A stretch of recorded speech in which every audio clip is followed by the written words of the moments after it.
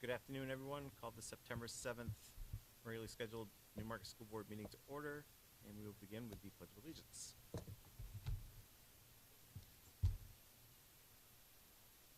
Pledge allegiance to the flag of the United States of America, to the republic for which it stands, one nation,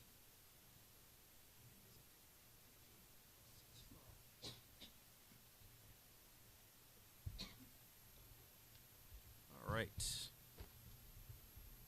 Head right into any board comments or committee updates. The policy committee met probably 2-3 weeks ago now, and there was something in the packet that we'll discuss later on in the meeting. Great. Capital Improvement Committee met and discussed, which I believe we'll also be talking about later today, the synthesized plan for capital improvements, or capital maintenance, I think we should call it at this point, with improvements to come. I was going to do that later. There's no who lives in town. The board did, or Todd and I should say, did receive a relayed message that there was a student in school who was getting a lot of much needed support, and they were really appreciative of all the help. So that's been passed along. Moving on, we'll go into a student report. Sean. All right. So first off, before school started, there was a great 6th and freshman orientation day. I want to thank Miss Brower for that. She put a lot of work in setting that up, and I know a lot of kids I felt a lot more excited for their either high school or middle school experience. I know when I was going to middle school, I was terrified. But I didn't have the orientation, so I felt like it was a good ease-in for a lot of incoming students there. I want to thank Mr. Fitzpatrick. I know he personally reached out to me to talk to me, and I think a lot of students are appreciative of how you're personally coming to them, and because I would say a lot of students are telling me how past administration just hasn't been as upfront with them or stuff, and you are very more like to talk to us in the halls. I see you talking to students all the time in the halls, so I just want to thank you for that. For sports, the boys soccer team has had 2 games thus far. We lost to CCA 1-0 and also PCA 1-0. Our third game is tomorrow at 7 o'clock against Sunapee. And then there's the girls soccer team. They won 2-0 against CCA, 6-0 against Sanborn, and 6-3 against the team that they played in the finals last year, PCA. So they're off to a great start, 3-0. Senior Alana Hagan has won the only 2 meets that the cross-country team has gone to, and then juniors Jaron LeBranch and Elise McKenna have both been top 5 finishers at both of those meets. The football team plays tomorrow at Conville. I've never heard of them, but last time they played Campbell and lost 39-14. But yeah, their game is tomorrow against them. Where is that? Do you know Convale. I have Convale. never heard of Connecticut Valley. Convale. Oh, I don't That's know. where Conval is Connecticut Valley. That's what It's a Okay. regional school. it's a regional school. Okay. Oh, All okay. right. Wow. Learned something new. So, members of the American Legion will be attending a 9/11 memorial coordinated by Student Body President John Tudor. The memorial will consist of 3,000 American flags standing in our front grounds and a ceremony lowering our flag to half-staff in the morning of 9/11. I know he's setting up the flags tomorrow, and I know a lot of volunteers are also going to help out with that, so thanks to John for that. Net Zero is doing community cleanups in the next upcoming months. The most recent one, or the one going to happen the soonest, will be on the 19th of September, which is a Tuesday. Nothing much from National Honor Society, SALT, or Student Council. I know SALT's coming to the next school board meeting to give a presentation about the pillars of what it is to be a student athlete leader. NHS has multiple activities that they're about to start doing. I know there's going to be a breast cancer awareness 5K marathon. That's going to happen, I think, on October 22nd. That's the most recent thing that's going to happen. I know a lot of NHS members, I forget what it's called, but each member has to do a certain community activity that they are setting up themselves. So I think that would be pretty cool. And student council is setting up for the upcoming homecoming, which will take place. Haven't fully gotten the dates yet, but I think it's the week like the September 30th to October 7th. Sounds about right. Project Search has a field trip next week. That will be to a ropes course in Dover. I think it is next Wednesday on the 13th.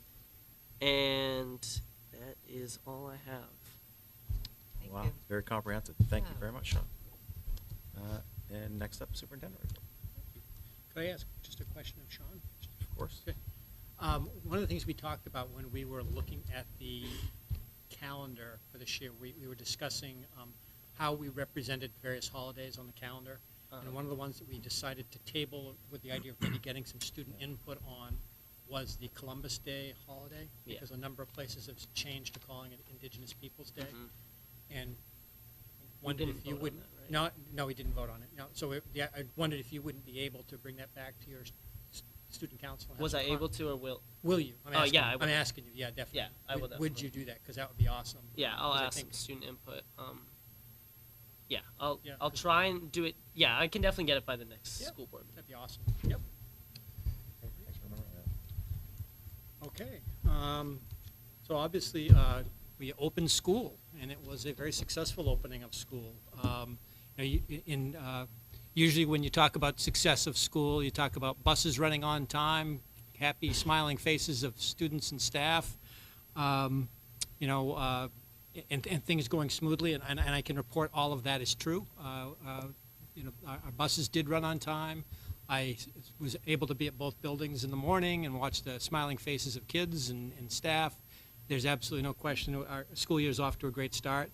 One of the things that sort of jumped out at me was, at least preliminarily, and obviously the data doesn't get finalized until the October 1st enrollment numbers, but we have an uptick in enrollments compared to where we were in the fall, as well as what was projected. So compared to what NESDEC projected for us, we're about 49 students more than we thought we were going to be. Compared to where we were in the fall, we're about 28 students more. So either way, we're higher than where we were. So something to be aware of. One of the things that really stuck out in my mind was kindergarten numbers spiked up, and Sean will be talking about that. That's an exciting trend, because one of the things Sean and I have talked a lot about is these preschool age kids are out there somewhere that have been born during the pandemic, and at some point they're going to start showing up in our schools. And maybe this is the beginning of that trend. We'll see. So anyway, that's exciting to think about. The other thing I would say is you probably have heard a lot about schools that are struggling around staffing.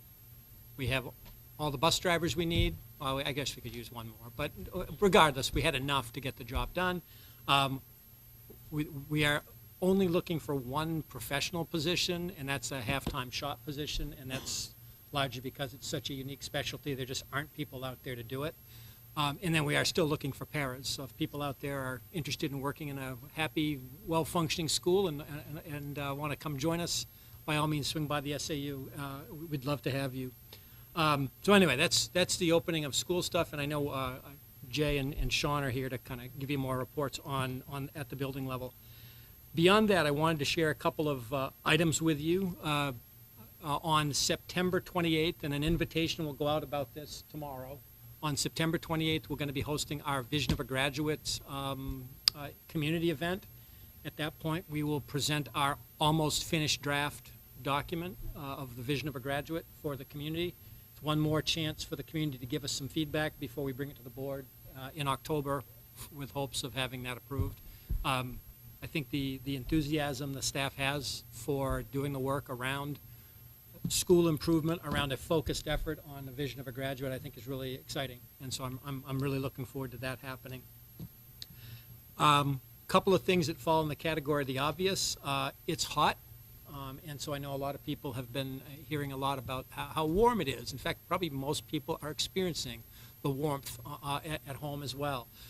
So obviously, just like the rest of the world, the schools have been warm here in the last few days as we've navigated things. But I do want to give tremendous credit to Dave Riley and our facilities department, as well as our building level administrators, for keeping people's spirits up, creatively using space, coming up with ways to sort of navigate the warm temperatures. This morning, Dave and his guys got to be sort of Santa Claus, coming around handing out fans to all the classrooms that didn't have one. So, making the most of it. But I think people have been very positive about it. And I do also want to commend Jamie Hayes as the AD for carefully monitoring the conditions and making adjustments to the athletic schedules to make sure our kids are safe and healthy. So, anyway, acknowledging it's hot, but we're aware of it, and we're doing everything we can to navigate that. One other thing on the probably on the obvious scale that I want to throw out there, but I just want to mention to the community, is COVID is not gone. Fortunately, we are obviously we were able to open school like normal, but there is lots of talk out there about an upcoming COVID surge here over the coming months. Just really would ask people in the community to really keep that in mind and monitor for symptoms. If there's something unusual that you're experiencing, I would encourage people to do a COVID test to determine if they have it. And obviously, if you do, please don't come to school.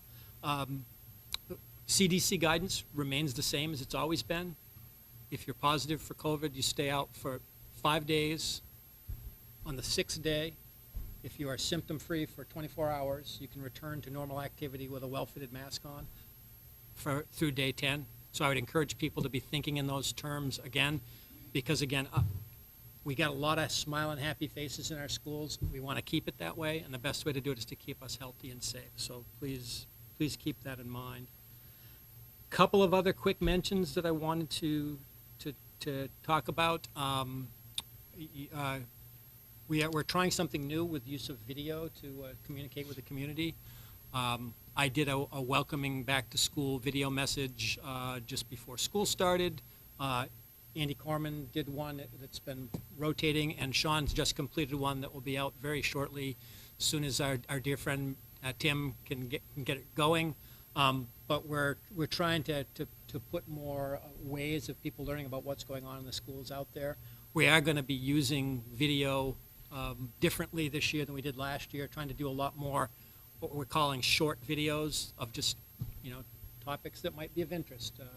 A new teacher telling about their transition to the new school, an athlete talking about how excited they were about the game, whatever. But we're going to try to do more of that, so there's more of that in the public eye, and hopefully that will help people feel more connected to the schools. The last just general mention I wanted to say, there's a number of new laws that are going into effect from the legislature, one which we'll talk about in a little bit to do with sealed meeting minutes, but another one that came out regarding accessibility of playgrounds. And so obviously we have just broken ground and are in the process of renovating our elementary school playground. And I wanted to just take a minute to explain that process and let you know that we are very much in compliance with the standards. Basically, the reason we did the playground remodel was accessibility. Okay, that is why we did it. And one of the things that people are going to immediately see once it's in is that all of the elements that are accessible to individuals or need to be accessible to individuals are strategically positioned on the perimeter. So they're not having to cut across the playground to get to things. And so much of the accessibility is solved by just the strategic placement of the equipment that's on the playground. The other component, which is where we had to do a little digging to determine if our playground project would meet those standards, ties into having a solid surface underneath all the elements. And basically what it's about is access to the element. It's not underneath the element what needs to be there, it's access to the element. So what we are looking at is what do they call that surfacing, Dave? Yeah, a rubber, thank you. Do you mind just going up to the mic? Step to Thanks, the mic. Dave. It's a rubberized matting that would go there. The trick is if it's within what's considered the fall zone of the equipment, it has to meet the standards for how high they'll fall. So we're looking to do rubberized matting on top of the wood chips to allow access to all the equipment. So the requirements of the law said all new playground construction undertaken as of January 1, 2024 had to meet the standards. So technically we don't have to, but I'm telling you, ethically and intentionally, we are actively working to make sure our playground fully meets those standards. To fully create a playground that had the surfacing all over it would involve a complete playground redesign. And we don't need to do that, but we feel very confident that our playground is fully accessible and it is a major, major, major improvement over what was there. Okay? And then the last thing I have to share is just a question to the board, and I would put it out there for you to start thinking about, is that we need to schedule a budget workshop day. And so if you haven't already begun thinking about your personal calendars, in the proposed calendar I gave you back on August 10th, the workshop was the week of October 16th through the 20th, that time span. So we don't have to decide that tonight. I know people like to check their calendars and all that stuff, but probably at our next meeting, we should schedule our budget workshop so we get that on the calendar. And that's all I have. Thank you.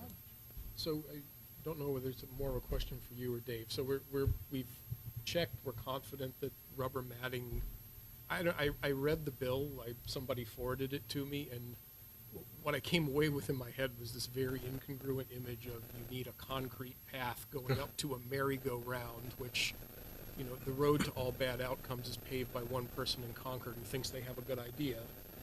It just felt like an arm-breaking hazard the way it was written, but we're comfortable. We that are we've very got comfortable. Do you want to just speak to that a little bit, Dave?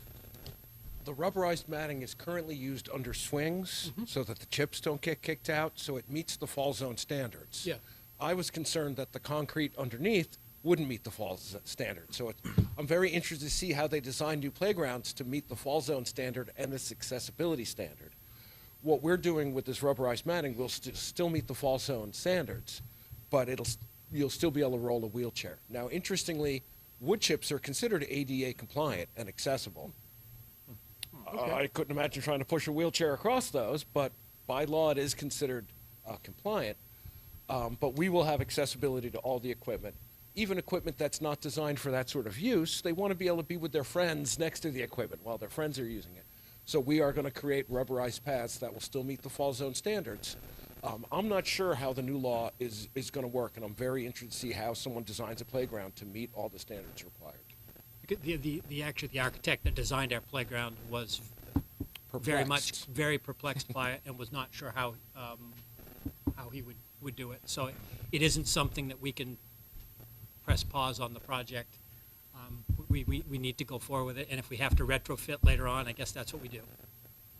I mean, is there any? It wouldn't be the first law that was written that contradicts other laws that are on the books. Is there any school board association or anyone trying to get guidance on this to see how the two marry into each other? I actually was at a meeting today with Barrett Christina, and there's a number of laws that they're calling them critical laws that need technical assistance and direction, and they're actively trying to make sense of it. But because there's this batch of laws that effectively go into action on October 3rd, and there was very little forewarning, they're really not prepared to give that technical guidance. So I think at this point, we feel very confident that the intent of the law is to make the playgrounds safe and accessible. We feel very confident that that was the intent of the project.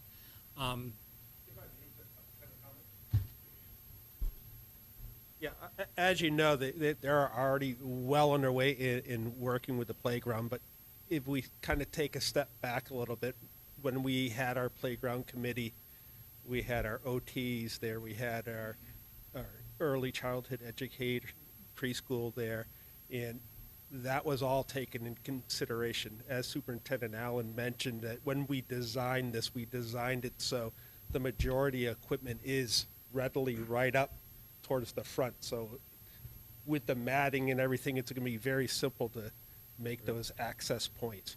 I think the biggest challenge, one of the other nice things about this too, is that we realize not only for children with accessibility issues is that we increase the surface area of the basketball court, so there's actually extra blacktop that's going to have ability for all children to do, like, to meet and congregate in that area as well. So that's another way that we're trying to incorporate all students in for that. But we were very cognizant on the ideas that we're building a playground that needs to meet the needs of the community for 30 years or 20 years or something, and we want to make sure that everyone is included in this design. So all that was taken into this design. So I'm very confident that we will be right on par with what we need to do.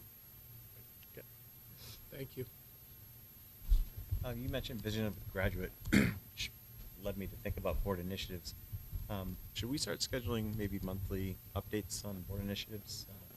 Just to make sure we're keeping on top of them and progressing? Yeah. Great. We'll do that. Any other thoughts from Todd or for Todd? No? All right, moving along. Head into our presentations. First up, we have the principal report, which we're going to discuss school opening and the handbooks. We have Jay Fitzpatrick here, assistant principal at the middle high school, and Principal Sean Pine in the elementary school. Don't fight, one at a time. Since I've already warmed up the mic with my voice. As I just want to talk to you a little bit about the opening of school and then a brief overview of some of the adjustments that we made in the handbook this year. First of all, as Todd mentioned, I would have to say this is one of the smoothest openings we've had at the elementary school in some good amount of years. It's great to see all the kids back. Buses ran great. Lunches ran really well.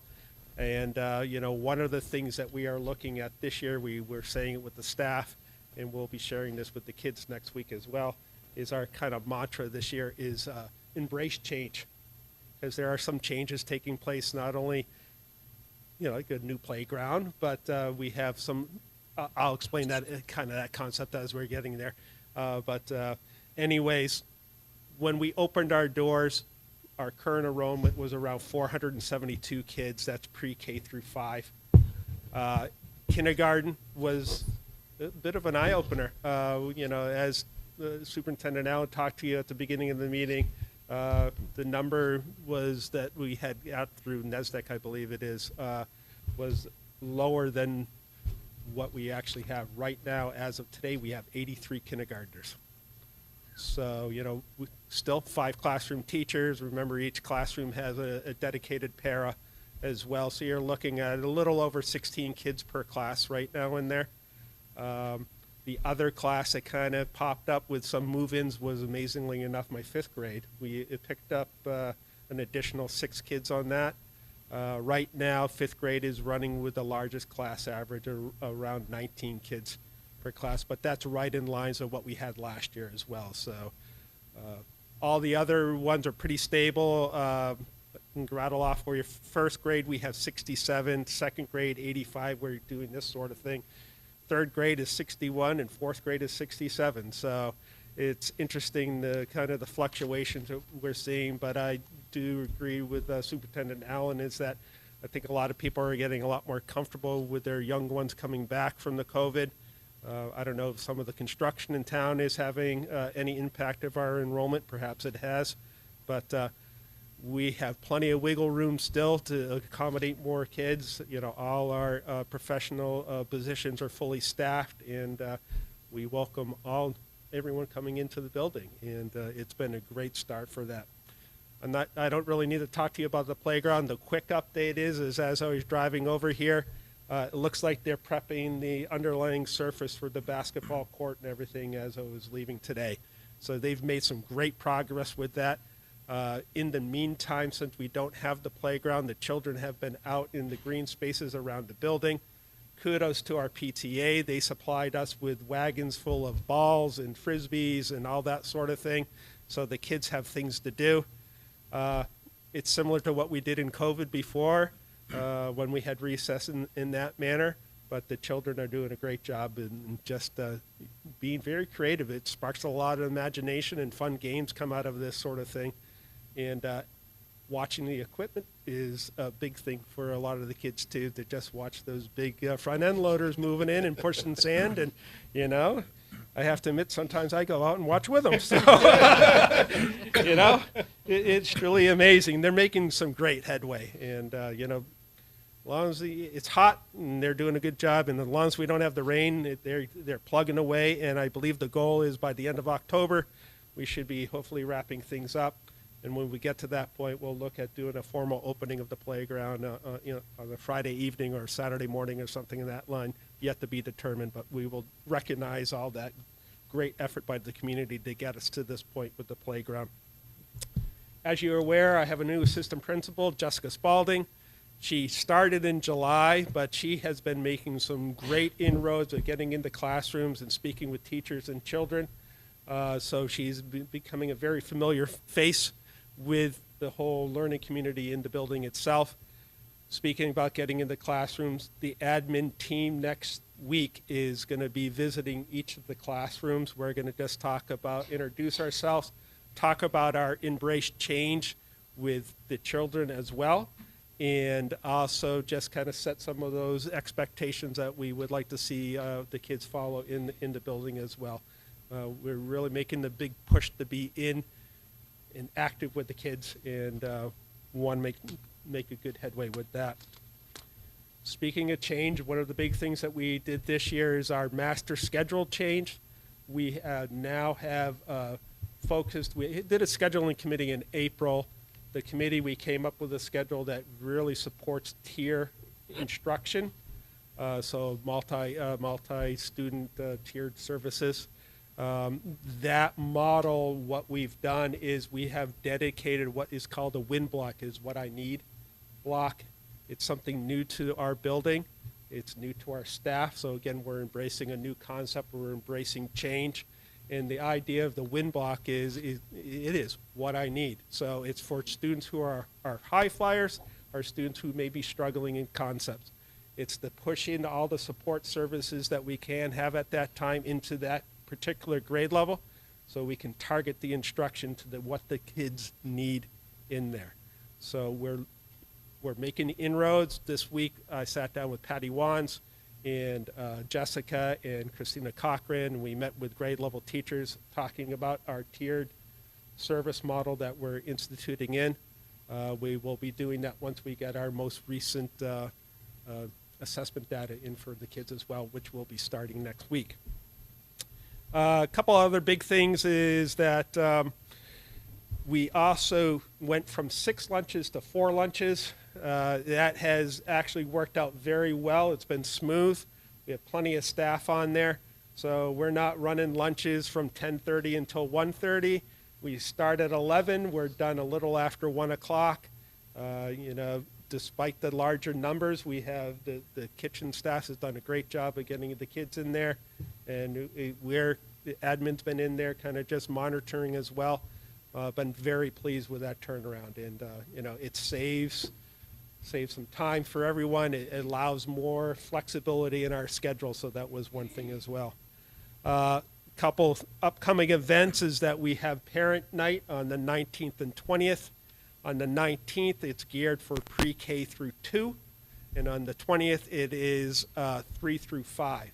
Also on that night, prior to the parent night formally starting, we're holding the opportunity for any adult or community member who would like to volunteer in the building to come in between 5:30 and 6:30, so we can do the whole volunteer process with them and get them into the building if they so desire.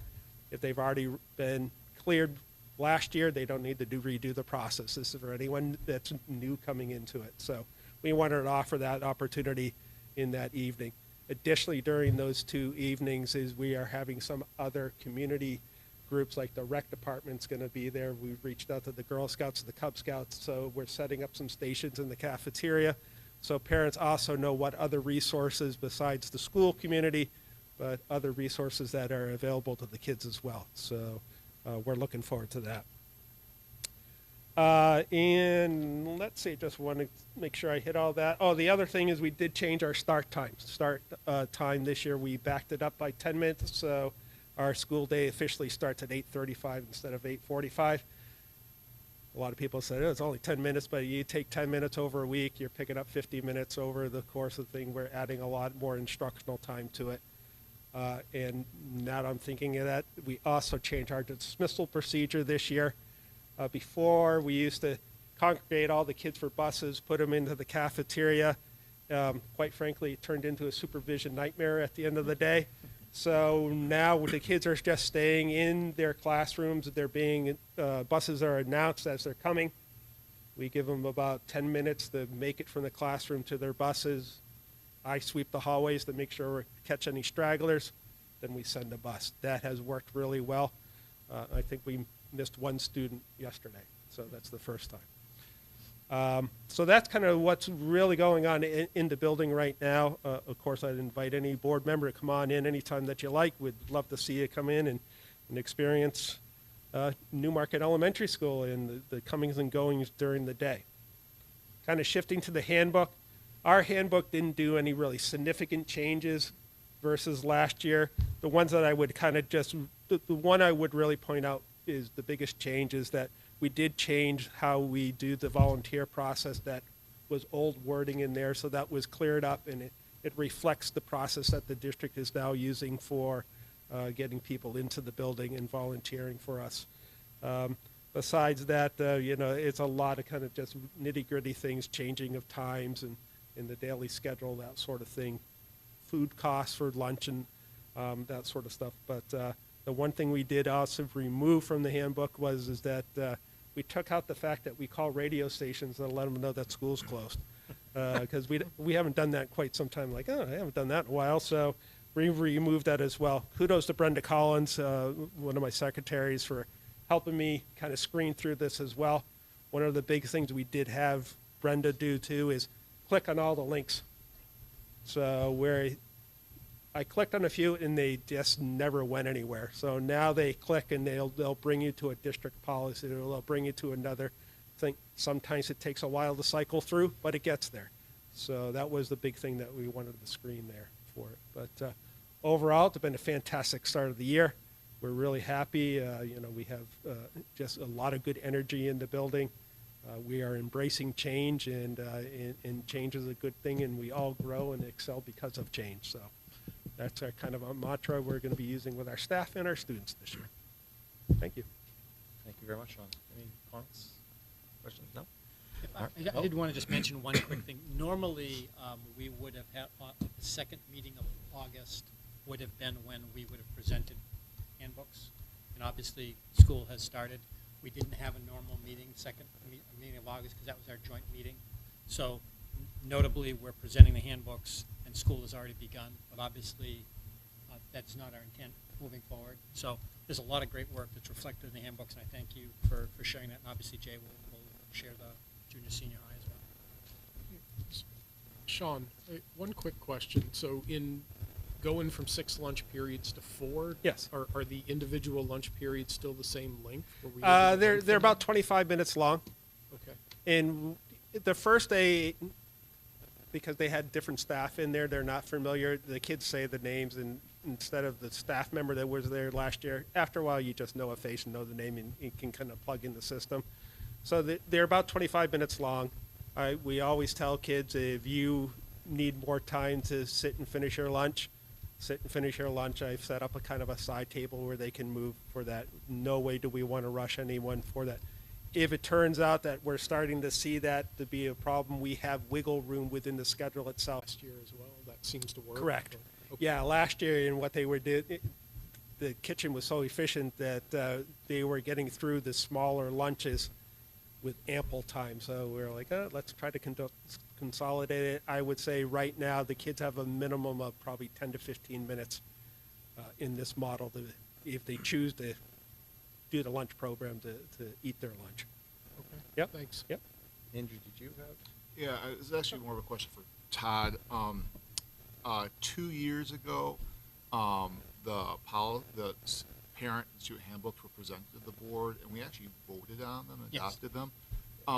Is that, I didn't see anything in our actual policies about doing that. I just wanted to make sure that, assuming that the handbooks are just a, applicable of the policies that we already set, that there is no need to vote on. There is a You- policy. But there Yeah, is.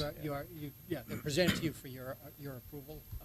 Okay. So, yeah, again, ordinarily, we would have done this in the end of August and allowed you the opportunity to have, I fully admit that we had to Okay. launch school, so there are things in place that we needed to do in order to Oh, launch yeah. school.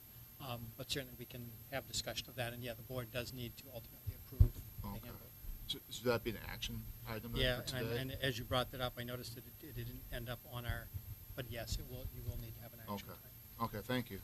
Clarification. All right. Shay.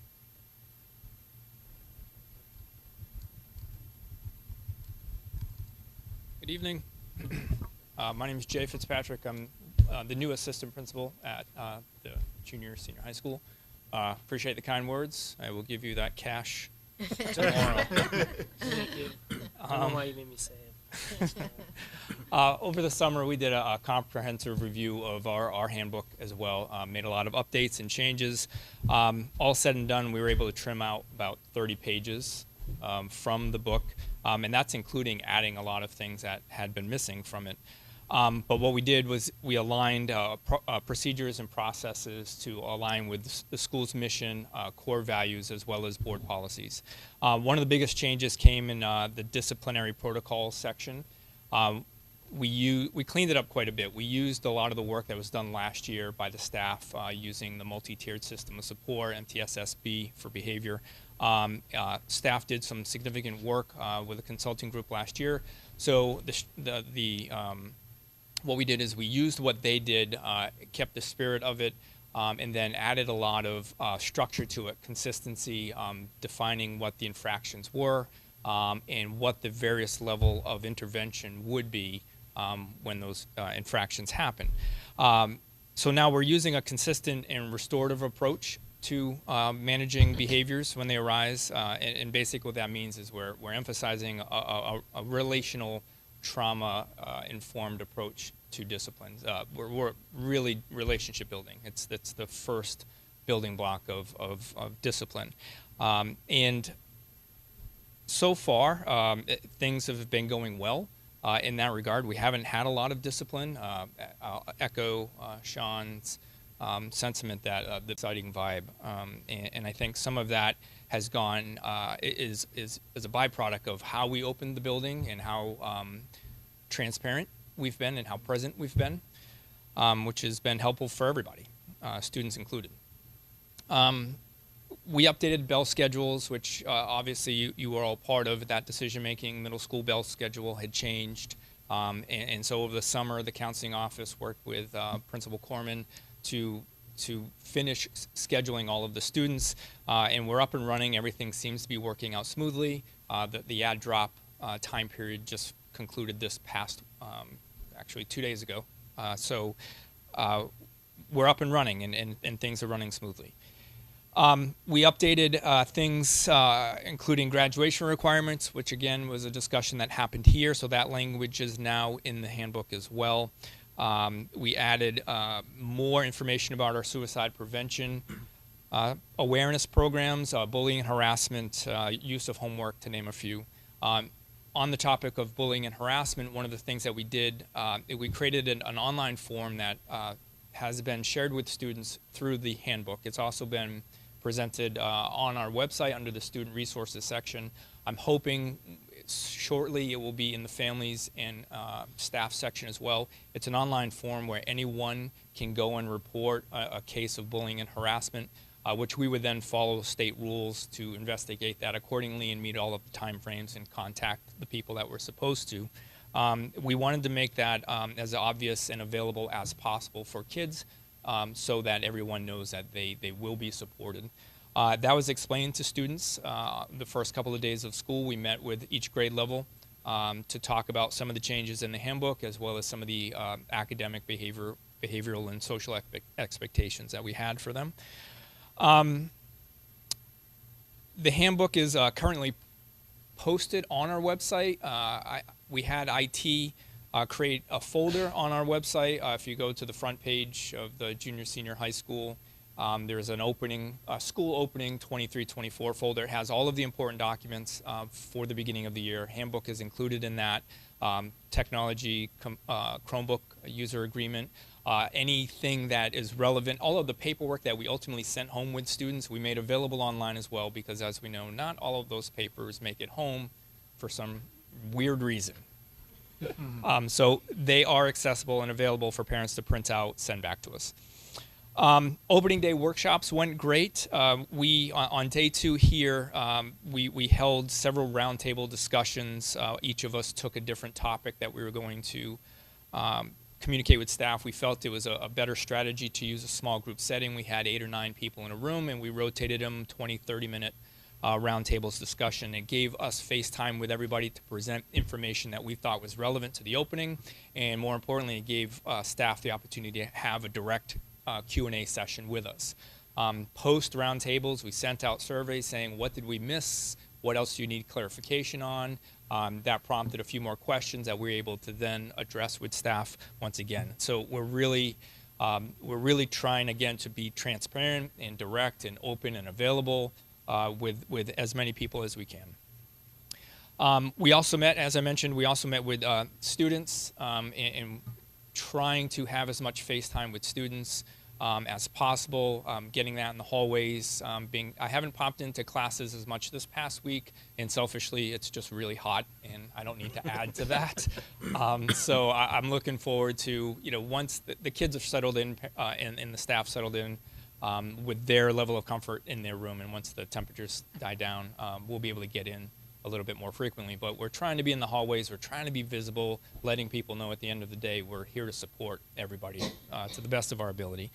Again, I'm going to echo that things have been running very smoothly with the exception of the heat, which I blame Dave for. He's been great, been very receptive, been helping us out any way he can, including the amount of fans that he brought in. On a personal note, I do want to thank you and the kids and the staff. Everybody's been incredibly welcoming and supportive. I have to say that you have a great little school here filled with a lot of amazing people, both adults and kids. And there's a lot to be proud of. And while there's a lot that I know needs to be done, that's a good thing.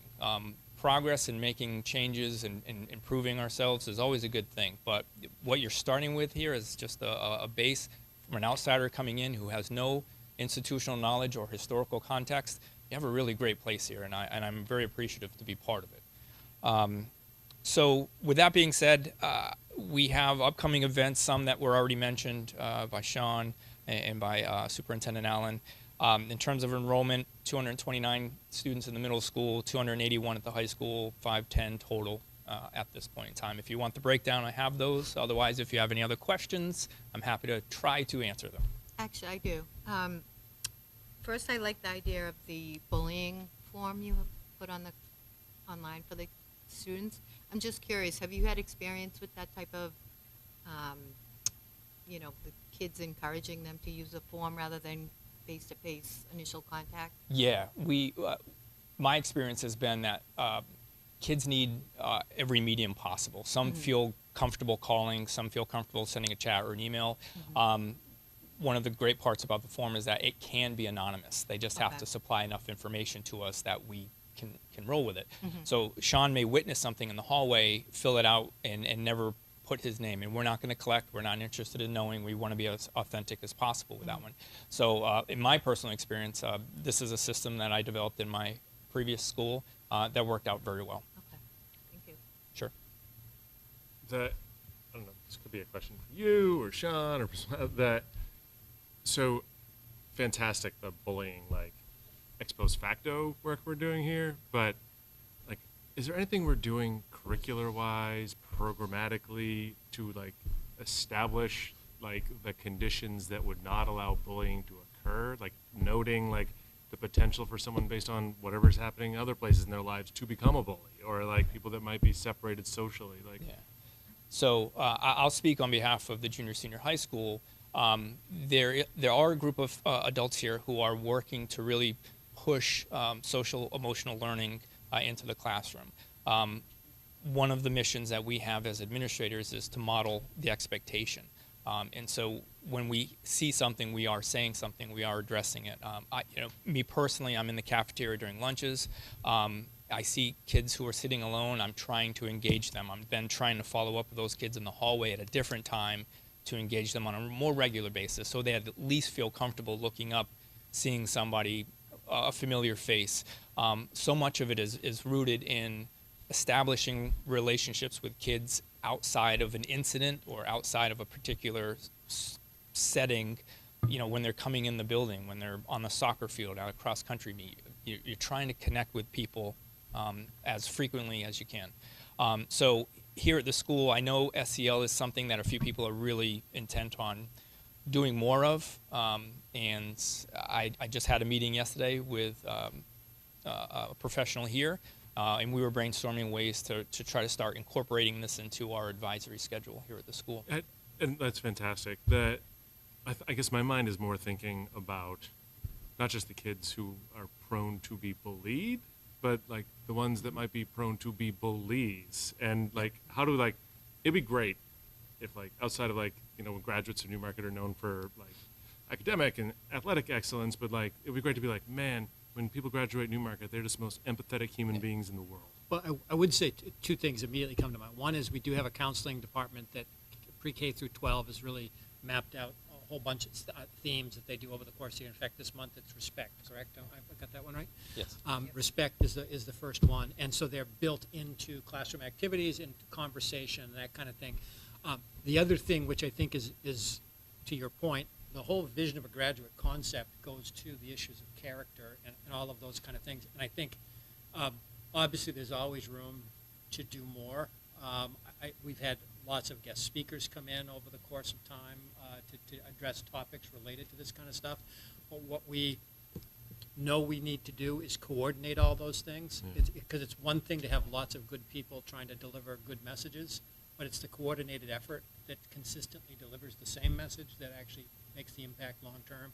And so that's why I keep going to the vision of a graduate. It's like over a 13-year period with these kids, how are we bringing them to this finish line that hopefully helps them understand how their behaviors impact others. It's one of those things. It's not a science. Yeah. You can say we're absolutely going to get this result with this kid in this situation. But I think Jay's comments about the restorative kind of practices we're trying to do, I think that's about recognizing that life is about development, and just because in a situation you behaved grossly inappropriately, that doesn't mean that has to define you. You can learn from it, and you can change, and you can improve. And I think supportive adults make that happen. And to follow up on that, I think the work that's being done with Vision of the Graduate, down the road, the natural progression is to start having the conversation about core values.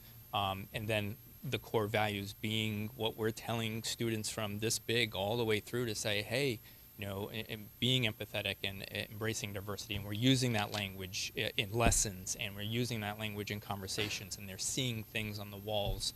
I think those are all long-term targets that I'm hoping we're gonna get to. Great.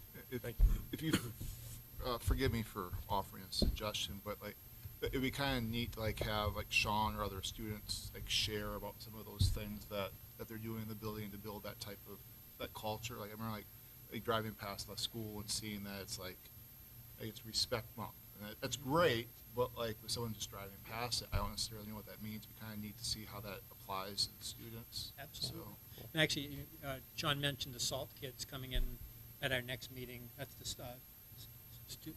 student athletic leadership team, right? Yeah. Okay. Yeah, they're coming with Jamie, and that is, that concept kind of goes hand in hand with Vision of a Graduate, which goes hand in hand with citizenship and character and all those things. So that's one example, but I agree with you.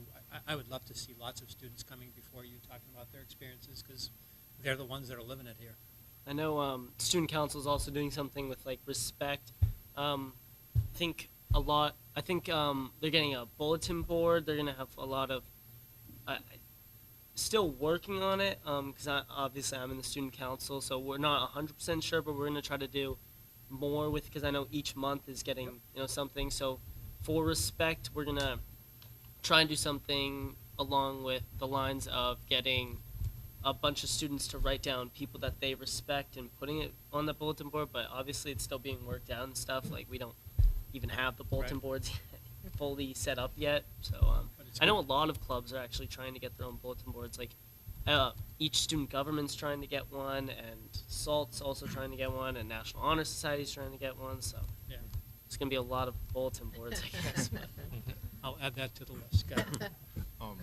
Okay, I have a quick question. First, I just want to say I'm very excited that you're here. Thank you so much for joining us. With what's Todd shared and other people in the profession, I'm really excited to see what you're going to be doing with the schools and 2 kids quickly approaching middle school. I'm excited for that. I have a quick question for you, and please feel free to look at me like I have 2 heads. I know there's a new law that prohibits the use of exclusion as a form of discipline. Is that going to conflict with in-school suspension? So this is actually an issue that we're in the process of working on. So no one's ever going to be secluded in how they would define it by the law, right? They're never going to be locked in a room with no escape. They're never going to be prevented from leaving the room. They may be in a room that has one door in and out, but there are classrooms and bathrooms that are the same thing. So no one's ever going to be housed in a place where they don't have access to leave. Okay. It would be great, and Principal Corman and I have talked about this a lot over the summer, of trying to find a system that would be more of an open area that we could monitor on a little bit easier of a basis. Right now, we haven't had anyone in that situation quite yet, minus one lunch detention and the young man ate right across from me in the office. It would be great to have a location that is more, I guess, just more of a friendly place and not just the one-room schoolhouse. Yeah. But it's I work also in want to progress. echo the idea of just the overall goal of reducing in-school suspension as a concept. Yeah. I think there's certainly Yep. the whole idea of restorative practices and that kind of you're trying to move away from that, because obviously for every minute a child is not in class, experiencing class, they're missing out on something. And so clearly that's an undesirable outcome, and minimizing it as much as possible. There was some conversation about that today at the superintendent's meeting about the seclusion and what it really was intended to do. And I feel confident that what we're doing is well within the guidelines of the law. Yeah, we're certainly not violating the law. Oh, that's We're not what I even was coming close to that. Okay. And my approach to discipline, being a primarily disciplinarian now, I believe kids should be in school. But I also believe that sometimes they're not in a good place to be inside a classroom. So it's a matter of where that alternative location is that can still yield some type of consequence, while at the same time not removing education Yeah, entirely. thank you. Yeah, I didn't realize the law was that specific, so that's nice. Thank you. Yeah, sure. Any other items? No. Jay, I- thank you very I have much. some- Oh, go ahead. I heard you guys were doing something with like bathrooms and stuff, because I know we had a huge issue with like the same students using the bathroom like 5-6 times a day, and it was just getting really repetitive. And we tried to, like, student council tried to come up with a solution, but got like vetoed. So I heard you guys are like doing something like you're checking like. You want me to the tell you the walls. secret of what we're doing? Yeah. When does this air? Honestly, it's visibility. Yeah. I don't have that historical context of what it was like, but you'll see me walk into a bathroom, that same bathroom, several times a day while I'm walking. So our strategy is just visibility. Okay. So if somebody wants to risk going into the bathroom to potentially do something they're not supposed to, they run the risk of the administrator walking in and catching them red-handed. And for the record, you're not the only person who may go in the bathroom. It's not like they can just fall behind you Right. and sneak in, right? Okay. Great. Thank you very much, Jay. All right, thank you. Appreciate Thanks, guys. it. Next, we have a CIP report with Jenna and Dave. Which I must say I reviewed and very impressed by it. Oh, well, that's nice to hear. There's been a lot of work on that. So thank you very much for having us here tonight. We're actually really pleased to share this with you. This is a project that's been ongoing. If the board recalls, in the last school year, you approved some funding for us to get a needs assessment done by a company. We put it out to bid. They did a fantastic job. We have 3 very comprehensive reports, one for the annex, one for each building, with great detail. And so what we did is we had the challenge of sitting down and pouring through that data and trying to come up with a plan and something that's readable and actionable out of that data. And I'll let Dave talk more to the specifics of how we arrived there, but we kind of, as outlined in the plan, we kind of started from what are we trying to accomplish here? And again, this mostly deals with our maintenance and it deals with what we have. This plan has room for expansion into areas of nice to haves or future projects, but this is pretty much what we have addressed for what we have right now. So we kind of started looking at it, and we broke it down into what we called kind of like our four buckets. And the first one is we wanted to come up with a short-term plan. So for small things that you know are important, like caulking windows or replacing trim or whatever they are, they're not necessarily a capital improvement, but if you don't do them, pretty soon you're buying new windows. So what we wanted to do was create a funding mechanism for us to be able to do those routine, important, small things as much as possible with our own staff, because we have some very skilled facilities techs. And we are already seeing kind of the benefit of that. We're seeing a reduction in our costs of outsourced maintenance because we're able to pull things in-house. We've trained them on how to operate our building automation system, so we're able to troubleshoot things rather than going back to the automation people. So this is kind of an extension of that. And so then we tried to quantify what dollar amount would we like to have available every year to kind of tick off and tackle those routine, smaller things. And what we came up with after looking at the plan, and Dave kind of put together a sample list here to give you an idea of what types of things we look at, is if we have, if we're able to put $100,000 in our regular operating budget every year, we would be able to address a lot of these, you know, repetitive, necessary things, but not necessarily the big projects. So that's the first part. And then the second part of our plan is the longer term plan. What do we do for a failing roof that might cost $1 million or down the road? So we started to look at all of the great data and planned it out so that we know what we need for the next 20 years, estimated costs. And then we tried to figure out how to come up with a number that will allow us to set some money aside every year into a capital reserve. We may not spend it that year. We may save it up for when it needs to happen, but to allow us to fund those necessary improvements over that 20-year trajectory, all the while keeping the impact on the tax rate level, because we don't want to have spikes and valleys. That's really hard to manage. So that was our kind of our long-term plan, and we'll talk a little bit more about the numbers associated with that down the road. And then, you know, obviously the third part is the future expansion, strategic investment. That it would be a, you know, board initiative, maybe coming out of that vision of a graduate. What do we see that we might want in our facilities and our grounds that we don't currently have, and how to plan for that? That would be a separate kind of discussion.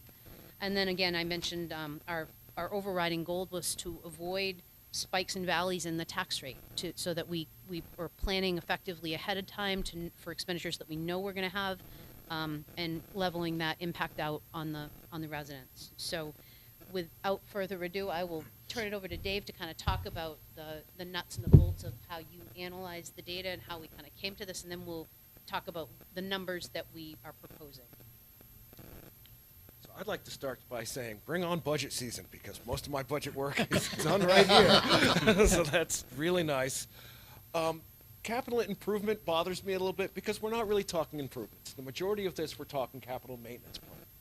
This is merely what we need to do to keep the buildings where they are now. Preventive maintenance is always cheaper than reparative maintenance. Repairing a roof before it has a chance to leak when it's reached end of life is always cheaper than letting it leak and having to repair all the damage that's happened from that. So the roofing company that we currently use came in and did a study, and that was backed by the company that came in, the capital improvement company, and did our assessment. We looked at all the HVAC equipment, dated all of that. You know, we really took a comprehensive look at all the buildings and all the future expenditures we can see coming down the pike. So it's very extensive. We've covered everything as needs to be done of maintenance for the next 20 years. Again, you know, the major idea is to really level the tax that we're not. I don't want to have to go to taxpayers and say, you know what, I need $1 million to replace roofs this year. I'd much rather say, we've saved $1 million to replace roofs this year. It's the first time we've really had a long-range look out at what's happening in the district and what we need to do to maintain our district. We have beautiful schools, and it would be really nice to maintain them and keep them. So we did very extensive, very in-depth. I mean, we crawled through every crawl space, every spot in these schools. So we broke down the money. I got the 3 reports. I combined those into one Excel spreadsheet, and that's represented here, and that tells you everything, soup to nuts, we have to do. I then took and said, you know, looked at what my guys can do, because I have guys who excel in a number of fields, and what can I take? It's always cheaper to do it in-house than outsource it. You know, what can we do?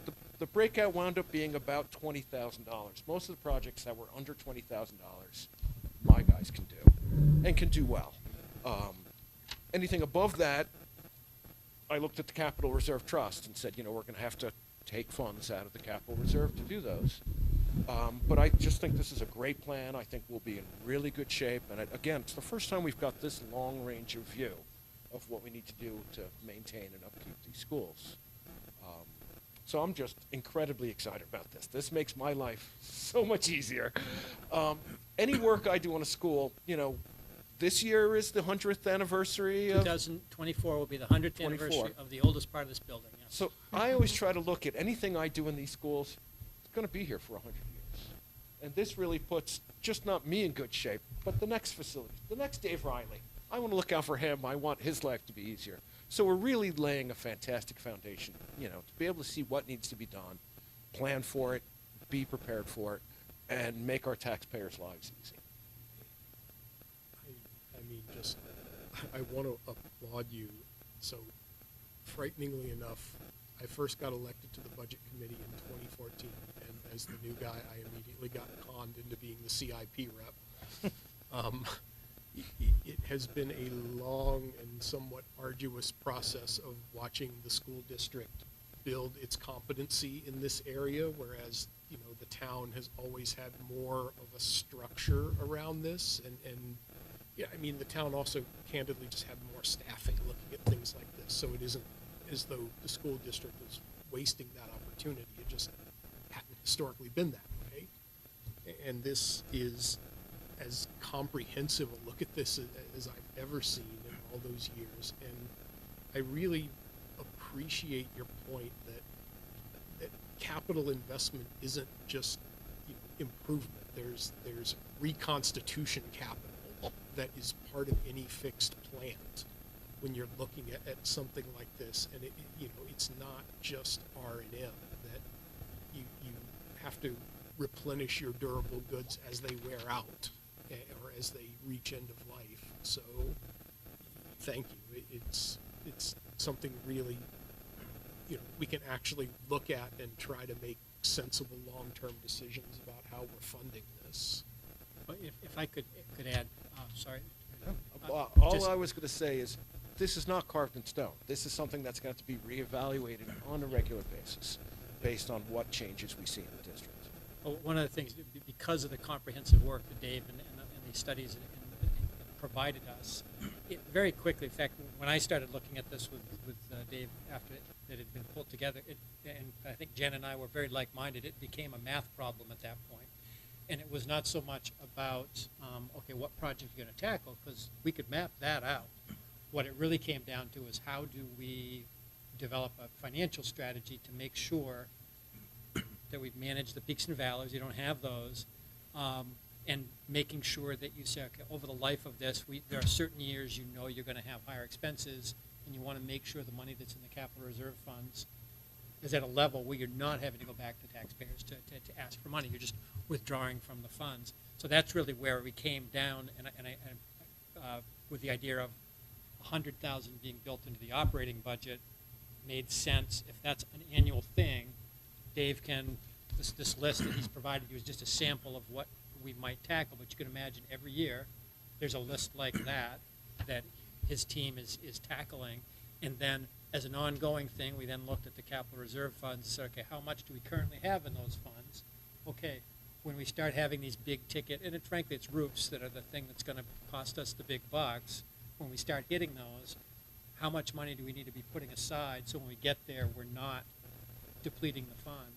And so that's why, that's where this came out. So that's when the spreadsheets and the math problem and all of that stuff came into play. So do you want to jump in and talk more about that, Jana? Yeah, so on the page 7 in the book, if you have it in front of it, in the plan, we kind of laid it out. What we tried to do is we took a look at cash flow, meaning we know on average there's a certain amount that we're going to need, but there's obviously intensive capital years, and so it doesn't make sense if we make an even number that goes across if we have a year that when we go to pay for it, we don't have the funding. So we played with the numbers to kind of come up with what made sense, and mathematically, if we put a warrant article on the ballot outside of the operating budget in years 1 through 4 of this plan for $200,000, and then in years 5 through 10 it goes up to $240,000, and then in years 11 through 20 up to $270,000. Every single year has positive cash flow in our capital reserve. We never go into a period where we can't fund the projects. We certainly have latitude to move projects one way or the other, but overall it would give us adequate funding in our capital reserves at these predictable funding levels to service all the needs that we can foresee at this time. And we are in an absolutely enviable position with these beautiful buildings that have just been significantly renovated, right? So we obviously, anything we can do to make it still look and feel brand new 20 years from now means that's a whole lot longer before we're going to have to look at doing other things. So that's kind of the plan. At this time, I have an appendix in here that shows you the trust funds. This was as of June 30th. The balance, those 2 funds that are highlighted, those are the 2 that we would be earmarking for this project. What we would like to do is tap the first one called the School Repair and Maintenance Trust Fund first, because the purpose of that is a little bit more limited. And so we would exhaust that, but when we make our funding, we would put our new funding into the School Improvement Capital Reserve. Sounds oddly the same, but it has a much larger purpose, and it allows us to address things like an HVAC piece of equipment, whereas the other one is really just repair and maintenance of school facilities. So it's a little more limiting.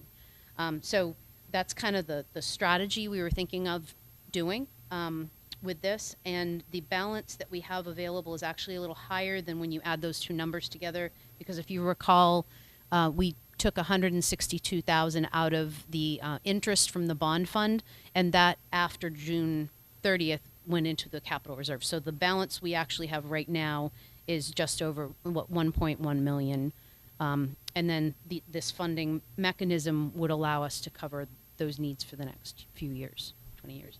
Oops. Well, one, we should probably include money for power. At least lighting. No, up. Darn it. Yeah. Didn't pay that bill. No. This again is a fantastic plan.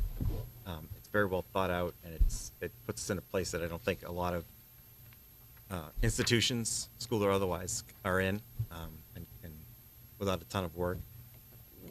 The issue, or not the issue, I don't know how to express this. The place where I think we need to also think about for improvements is really the improvement part. Right? This is great. This is long-term maintenance.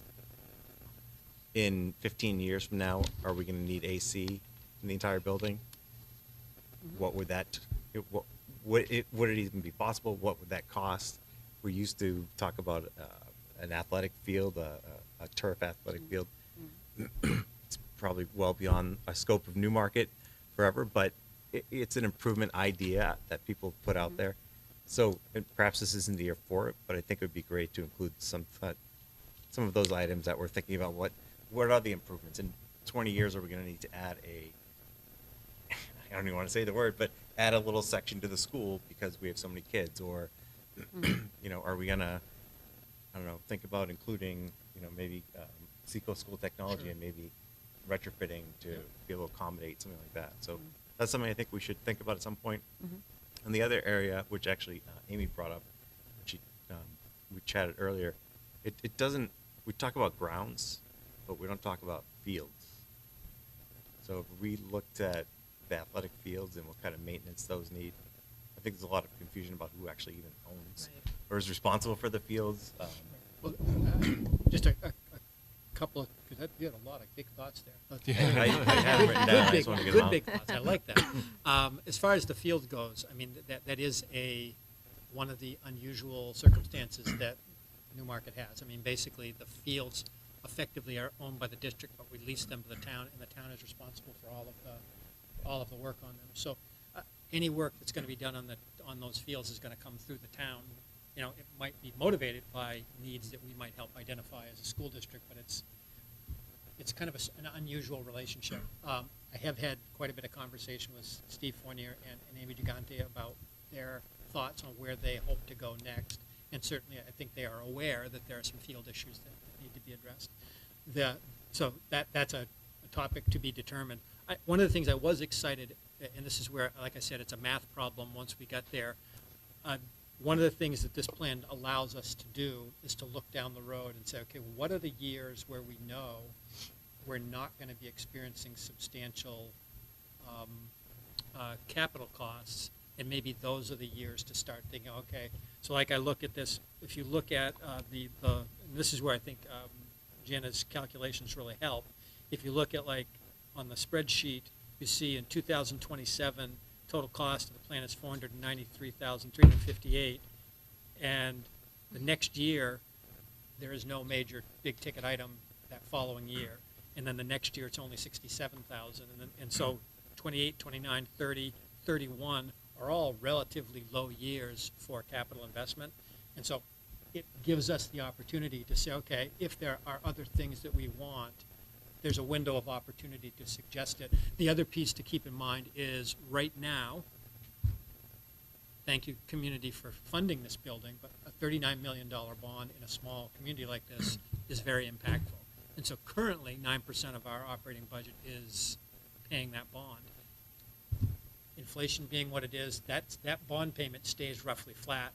It lowers as a proportion of our total operating budget, and there will be flexibility gained over time as budget grows, but the payments on the bond reduce. So there's a couple of things there that I think we have to look at how the two things fit together, but I do think there are opportunities.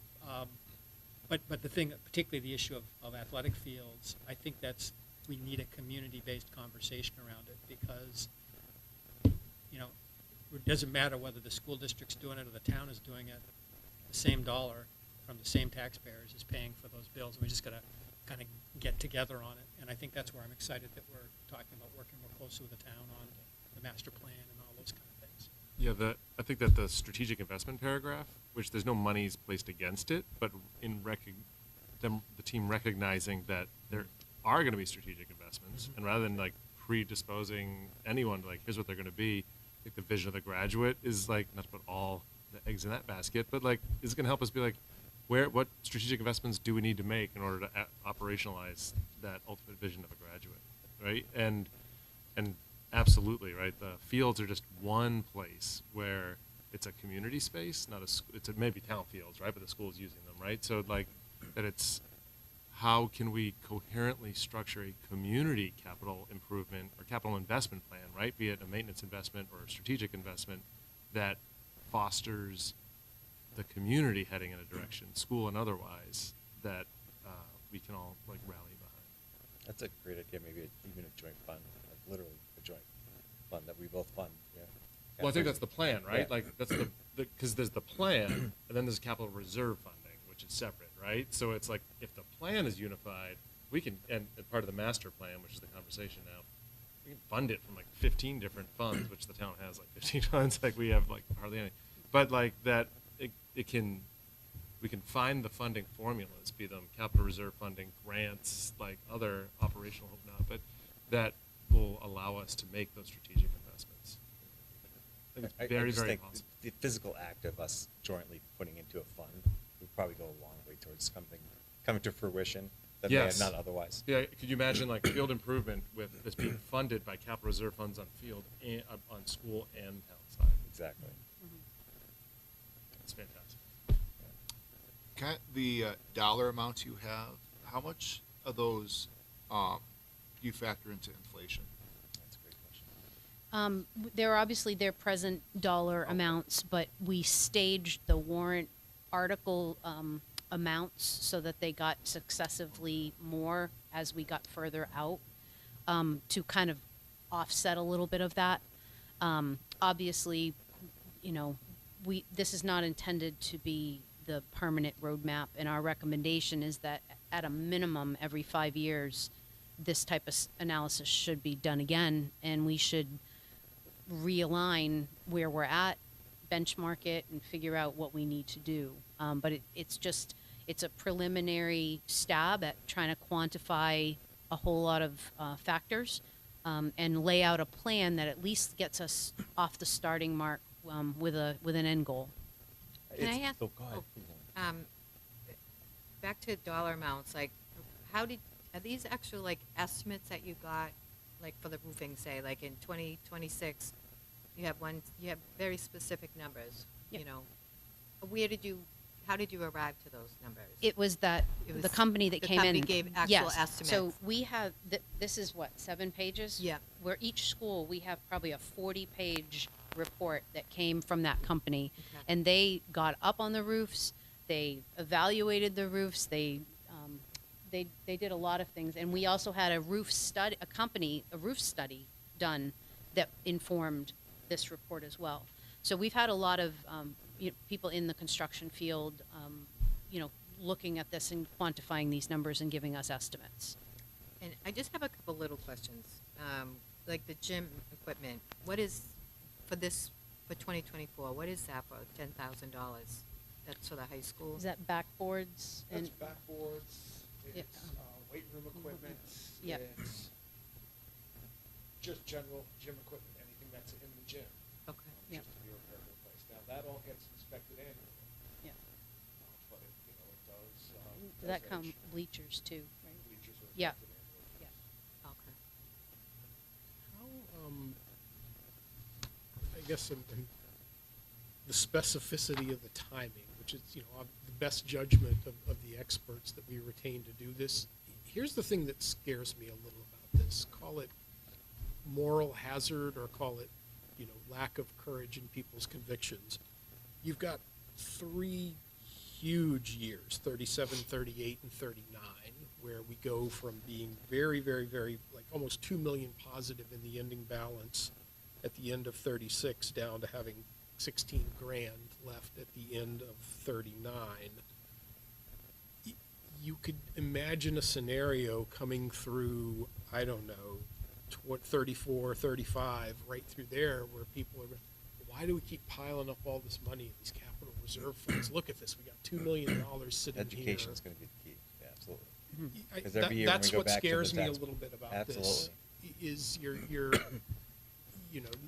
nothing scarier in the world than a demagogue with a big pile of money. And That's our job, right? Is to convince the taxpayers that. yes, that but we not have a just the plan and that- taxpayers today, but the taxpayers. Every 10 year. years I'm thinking hence. every year because you're going to Yeah. literally be asking every year for additional money.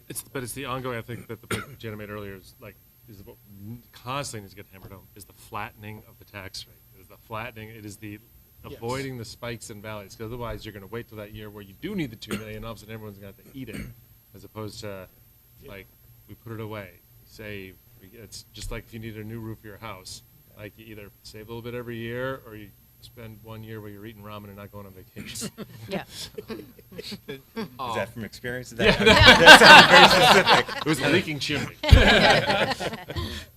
I think this document would do very well served if it lived on the district website, so it's very front-facing to That's the public. fantastic.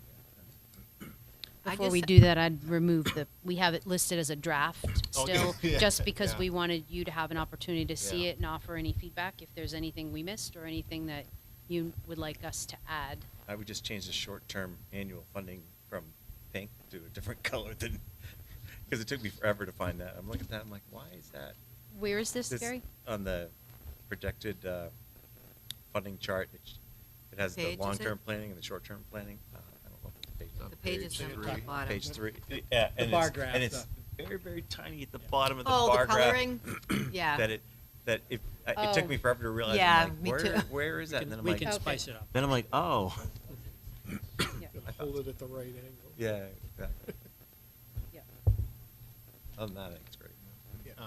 Dave, I just want to say thank you so much for working to keep our buildings cool this past week. I know it was a lot of work for you and your team to do that, and longer days, so thank you for that.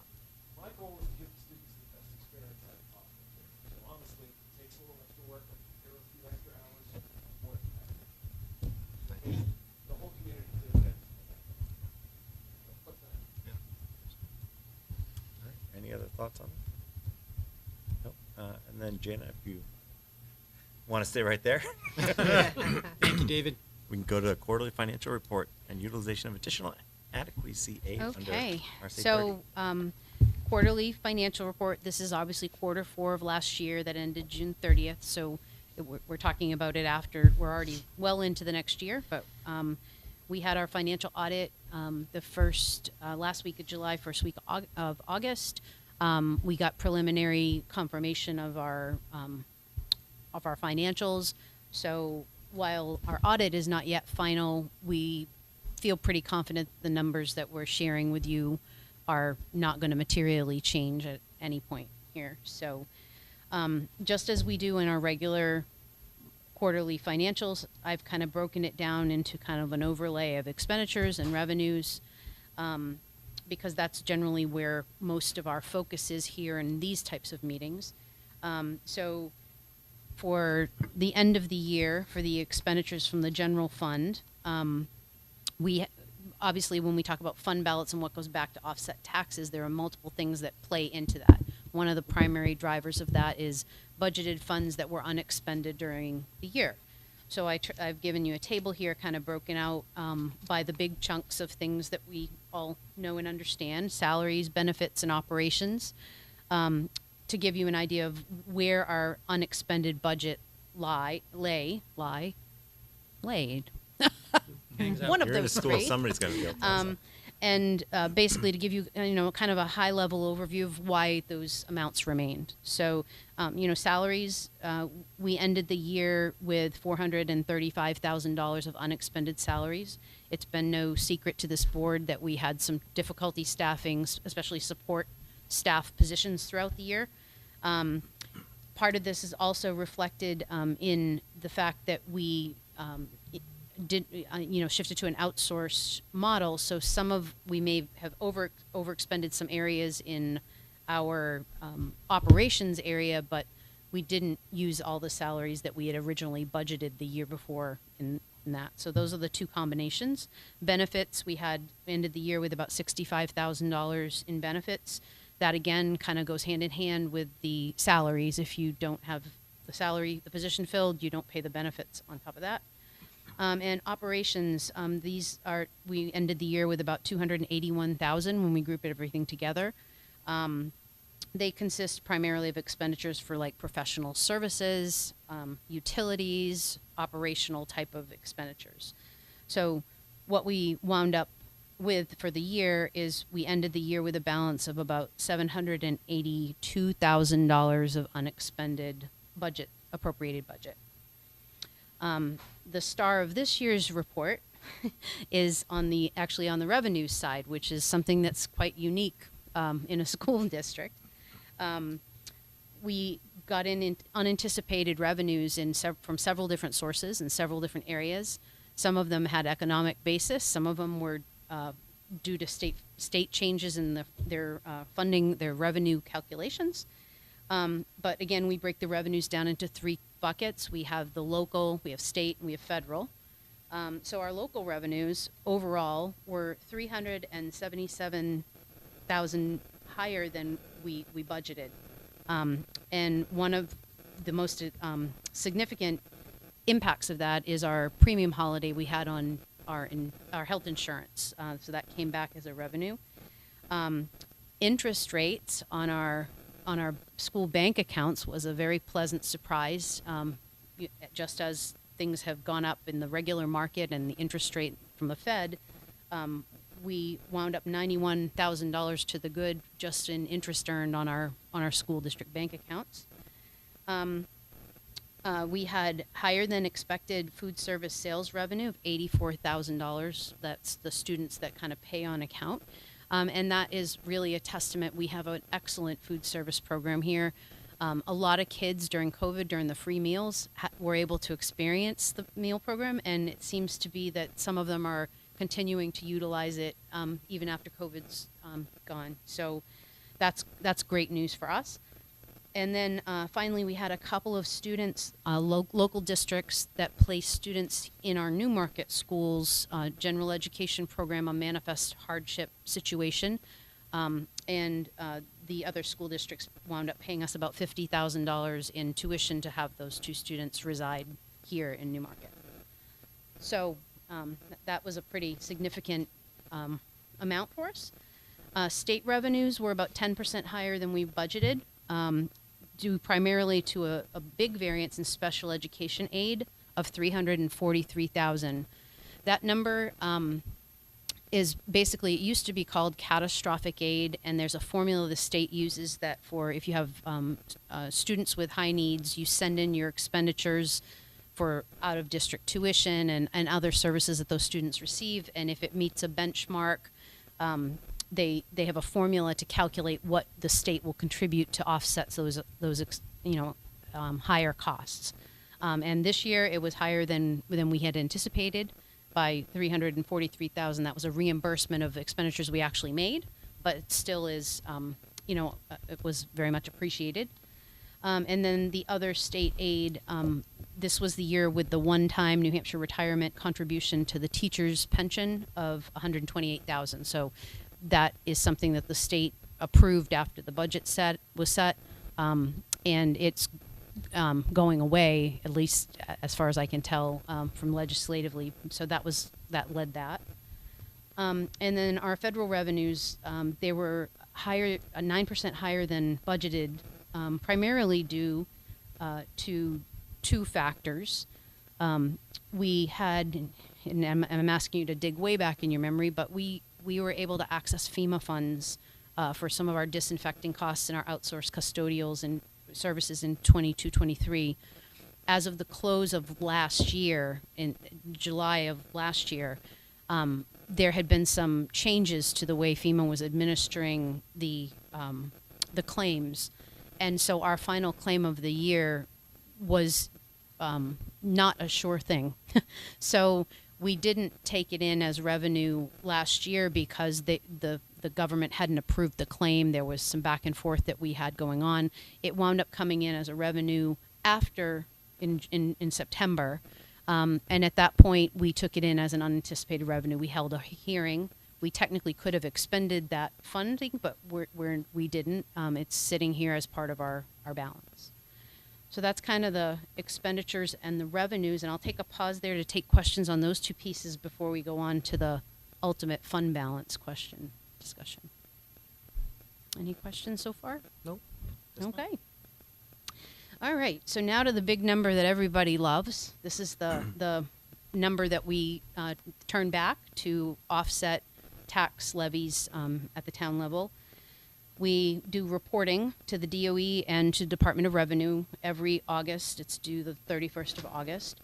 So we have completed that information. Included in that is the unassigned fund balance. That's the one big number. This year, our preliminary unassigned fund balance to reduce taxes is $771,598. It's made up of several components, two of which are the items we've discussed before, the revenues and the expenditures, extra revenues and unexpended fund balance, unexpended appropriations. We also, out of that amount, we take out our reserve for the warrant articles that were voted. So we had two articles that were voted, the $162,000 and a $50,000 new capital reserve was established for benefits. And then there's kind of a net change and some accounting and adjustments that happen because this is on our balance sheet, which is different than the income statement type of accounts. And then after we get to a number, we voted earlier in June, I think it was, we came to you, and we increased our retained fund balance from 2.5%, which had been what we retained last year, to 3.5%. So after that, we take out the retained fund balance, and that will bring us down to the preliminary unassigned fund balance of 771. We have already presented that. I think we presented that to the budget committee preliminarily, so they're aware as well. And I'll take questions on that if anyone has anything. I don't know if it's not. I know it's not a question. It's a statement. So I know that, like, to the average person sitting at home, watching this intently, hearing $780,000 is like, wow, it's like a big number, right? Because to any one of us, that's a huge number. But when we look at the size of our budget, we came in within basically 3% of what the budget was. Like, any business, any household that comes in with 3% of an annual budget, like that says a ton about the accounting side and fiscal management side and leadership side of the district, both at the school and district level, to have come that close in the budget. That's really amazing.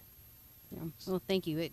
We watch it very closely during the year, but we also make decisions during the year. Sometimes that things come up and we have to make a shift and purchase something we weren't thinking we were going to procure, and we make economies elsewhere to do that. But the goal is, when we put our budget together, is to ask for what we need to run our schools. And I think this is a testament to the fact that we're asking for the right amount, because we're coming in pretty close to using that amount. So, Which leads us, later on in the meeting, we're going to talk about a budget goal. And I think Yeah. it does speak to how tightly we're trying to budget.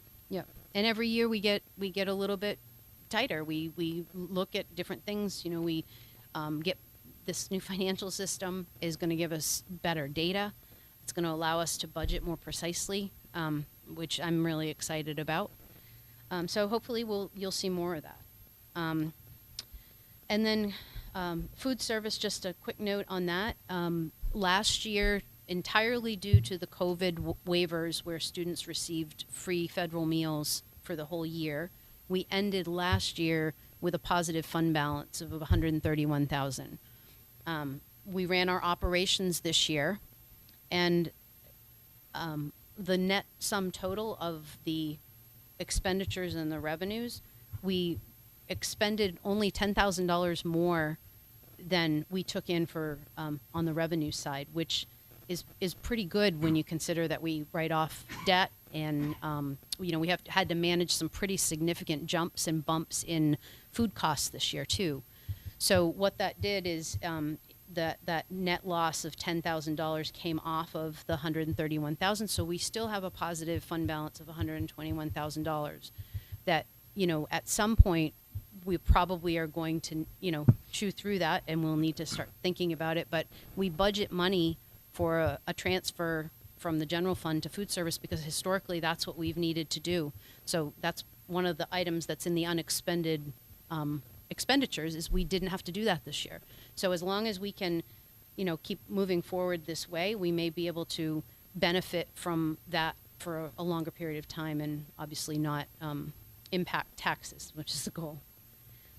And then the final thing I wanted to mention, there was, when we put the budget together in November, the state issues us a preliminary adequacy aid number.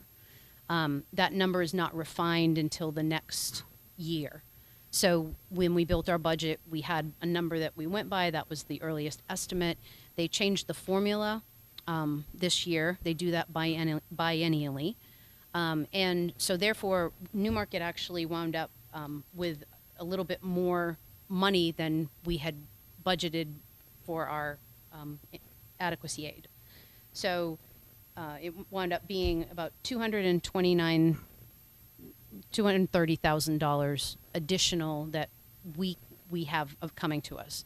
The state advised us we have two options that we could do with that money. One, we could hold a special meeting, and I've attached the to the financial report the statute that allows us to do that and what the state recommends that we do. It would require assembling the legislative body, which is the voters, having a 50% positive yay in order to use the money.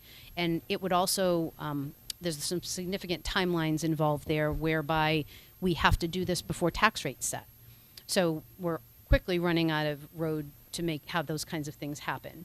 The other option, if we do nothing, the money will still come to the school district, but it will ultimately return next year at this time as part of our unexpended fund balance. And so given the timeline, given the fact that holding a special meeting may cause a delay in setting the tax rate, and the relatively small amount of money that we're talking about, it's our recommendation that this board just leave the money where it is and let it return next year. The other factor that went into that decision is in June, we voted to not tap the capital reserves for a couple of projects that we'd been planning on. So in essence, the money that we would have asked for to put into a capital reserve, we do have that money sitting there because we didn't expend it this year. So We could use it next year. what's We that? could use it next year, or will be returned to voters. Capital reserve is revolving. It's I know, I'm talking about the 230,000. So if we do not have a special meeting, it stays there, correct? as a revenue, and it As would a be part of the revenue. unrestricted fund balance to reduce taxes. Okay. Yeah. So ultimately, that's a board decision. You know, we work at the pleasure of the board. We would coordinate that meeting if that was your choosing. It's really a board decision how you would like to handle that extra revenue. Just to walk through, were you to want to go down that road, as Jenna says, it's a very tight timeline. Tax rate setting starts October 1, so you would want to have it done by October 1.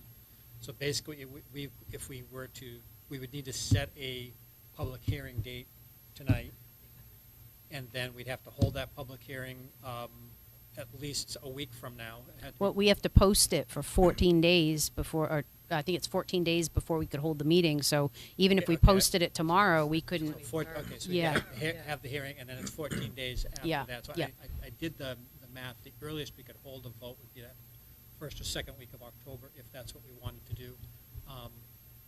So it is, I wish the circumstances weren't so restrictive, because the thing about delaying rate setting is it doesn't just affect the school district, it also That's affects the town. Yeah. So, and at the back, as I said, I've attached the actual guidance from the state as well as the RSA that talks about what's required to hold that special meeting so that you have the information should you choose to pursue that. Do we want to discuss that now, or do we want to wait until? I think we should. I'm just reading the requirements. For what is functionally like 0.001% of our budget, does not seem like it's worth it'll cost more in time to set all that stuff up and do everything than like the 230 would benefit us. Is what it sounds like. I'm open to the recommendation from the administration makes sense to me. Yeah, I just think we're getting to a point where every penny is going to really start to matter in the next few years.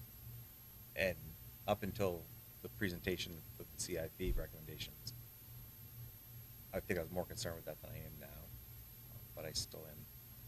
And when it was at $300,000, or we thought it might be around $300,000, I was definitely more in favor of having a meeting. But,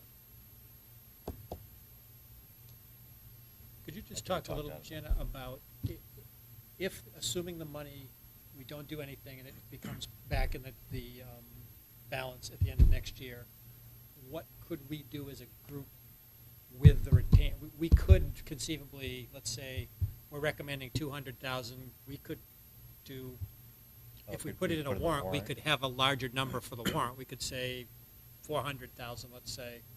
Right. You So in the absolutely, end- on the front end, you In could, the end, the dollars are the same dollars. Right. It's just a question of, do you do it now Right. or The you do it mechanism, later? yeah. Right. So we don't necessarily have to miss the opportunity to capitalize. right. You on just the would add it into 229,000. the warrant We're just ask. thinking differently about how to use it. Yeah. And I do think, it is a very strict timeline, and Right. it would be very challenging to do. Right.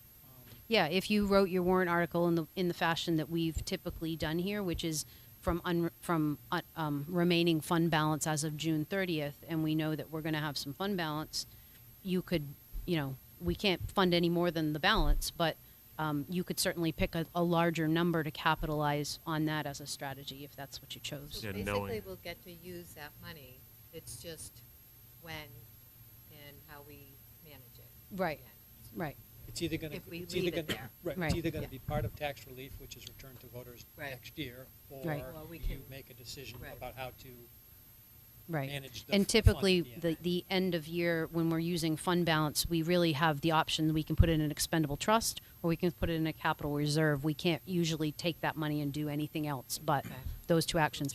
And just on a note, just a reminder for the board has no authority to fund a capital reserve to put money in. You're the agents to expend. You can recommend money comes out, but it has to be the legislative body Voted on. that votes to put the money into the reserve. Yeah. I would agree with Bill, just leaving it. Don't disagree. Okay. Great, thank you both so much. All right. Thank you. Thank you. It's been a long day, I'm sure. All right, heading into discussion items. Before we do that, the board entertain amending the agenda to allow for approval of the handbook to be added under the approval items. Yes. Yes. Do a couple of that. Should we just, yeah, I mean, I haven't reviewed the handbook because I didn't realize we were voting. Yeah, I feel weird voting on something that I haven't That's looked. a good like, point. Is it going to cause a problem for the administration? As long as you're okay with us implementing them in the time being, and then if you vote on the 21st. Okay, I that's just feel fine. really weird voting on That's something I fine. didn't like Yeah. Yep. read. Okay. That's fair. Hey, it was in the material. Yeah, there was a link to it in the material. Yeah. Then I just found tonight when I was sitting here. Yeah. For the record, we will talk about our summer schedule and make sure we have a second meeting in August. That, while it was good to have that joint meeting, it did prevent some business being attended to. Great. First discussion item, anybody get any correspondence? No? No. Right along. As many of you probably know, the legislative has introduced a bill requiring reviewing sealed minutes at a 10-year interval. It's not entirely clear. 10-year interval from when they are sealed, that's not entirely clear. Yeah. I guess there's some conflicting interpretations of the law about whether minutes sealed prior to 10 years from now would have to be reviewed immediately, or whether the clock would start ticking from the implementation date of the law, which is October 3rd.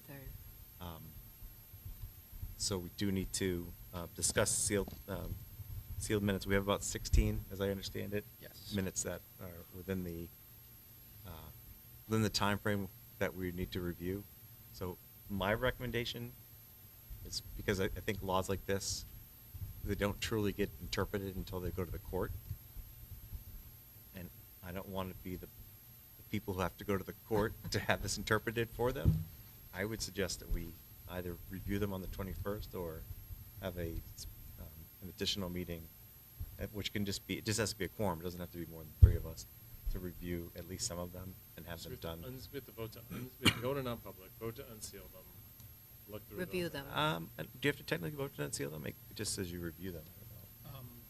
I would probably want to seek a little bit of legal advice, but yeah, we'd have to have some kind of a process where we unsealed them, everybody got a chance to review them, and then we voted individually on each set as to whether we feel it needs to stay sealed or not. Like, I'm not begging for like another meeting, but it does feel like that's gonna take time. It's going to take time, but if there's, yeah, it's definitely going to take another meeting.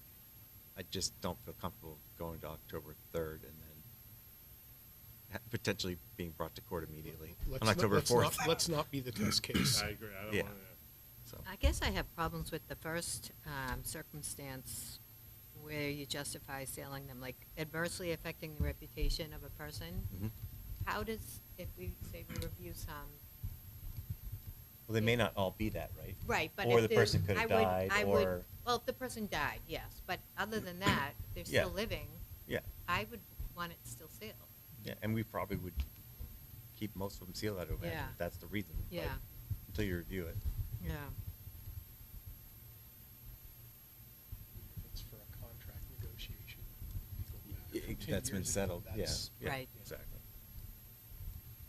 So would, and I don't think, I guess it would be great if you were there, but I don't think technically you would need to be there if you didn't want to either. But would everybody be okay with it, trying to schedule an additional meeting? Yes. I think it'd be a good idea. Yeah, I'd 16 of just them, like to get hopefully. it done. I don't think we need to come out of, and again, we'll have to get legal advice, but come out of non-public, seal each one, go back into non-public. Like, I think you could probably do them as a batch. So I would say this: if we could do it as a batch, and we can get the non-public minutes in a packet that we can read in advance, it could happen probably pretty quickly. If there is going to be, That's we have to interesting. distribute them that day. Yeah. Then we're gonna have to review each It's gonna one be a whole, as a group. Yeah, then we have to read them all. Who knows? Some of them might be longer. Can we than do others. that? Some might be just one short. Some might like. Well, I don't know, we'd have to see what the requirements are to unseal them.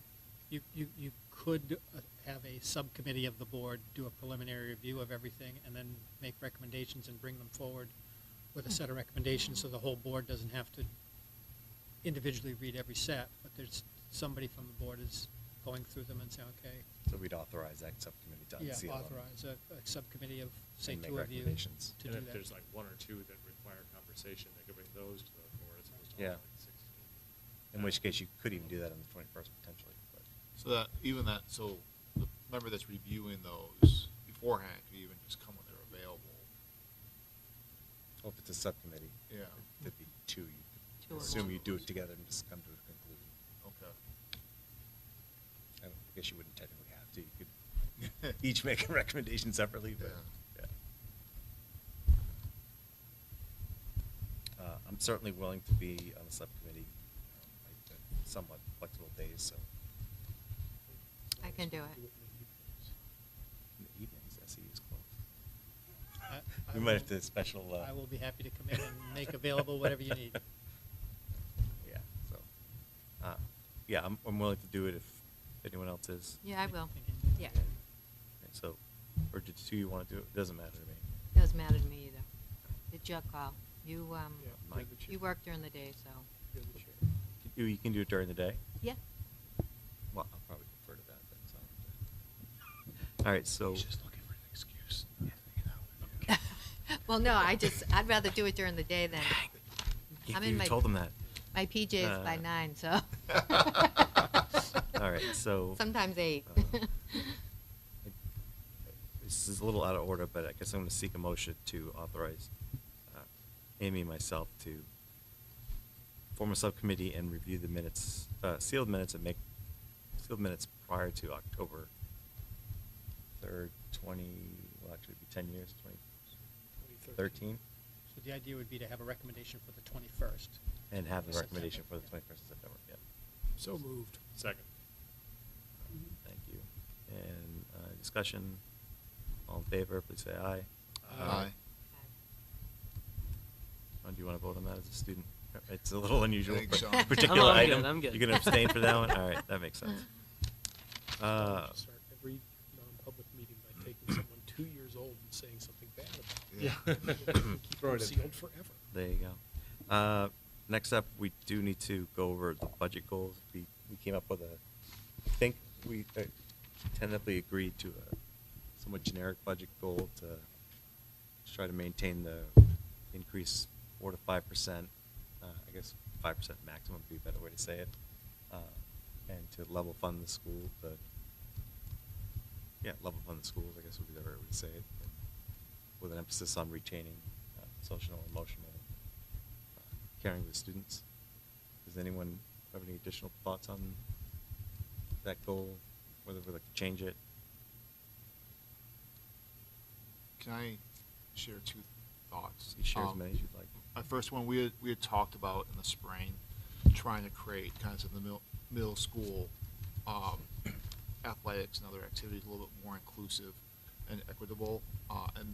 At the time, the board had just kind of like said, if there's anything that's needed, please come ask us. And this is an opportunity to ask for those things now. And then the other thing too is, I know as a board, we look kind of more big picture and not specific line items. And with that in mind, I just know like with having to swallow an increase like this, with 2 years in a row, looking at the line items from last year, I just remember that there were some resources on there that are very expensive, and it just makes and resources and also membership to organizations. If those are being used, and just teachers really, thinking that taxpayers are willing to take a 4 or 5%, maybe if there's a program or something like that that's not being used, that's expensive, that maybe I don't need to fund that. So. I can assure you that we will go through the budget just like we did last year, line by line, talking about everything, talking about what our needs are. And certainly when you talk about whether it's, online subscriptions to different things, whatever it is, if it's not getting utilized, it won't find its way into the budget.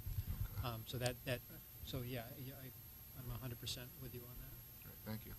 I just had some concerns. I was thinking about the budget too, where I sign the manifest, routinely, looking at some of the costs in special ed, like, OT, PT, nurses.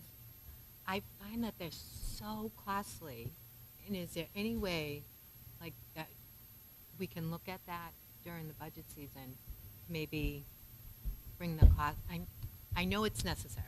It's like I know it's needed, but I just feel like all those consults and evaluations are like really out there.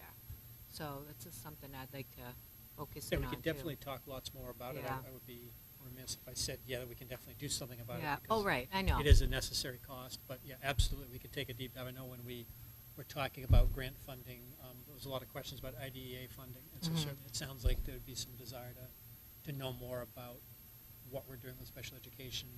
Because I feel like I don't know enough about it to justify all that money. I mean, because it is a big chunk of our budget, and it's It'd be for, interesting to know how much we get refunded too. 'Cause Right. Janet mentioned we got a significant amount like that.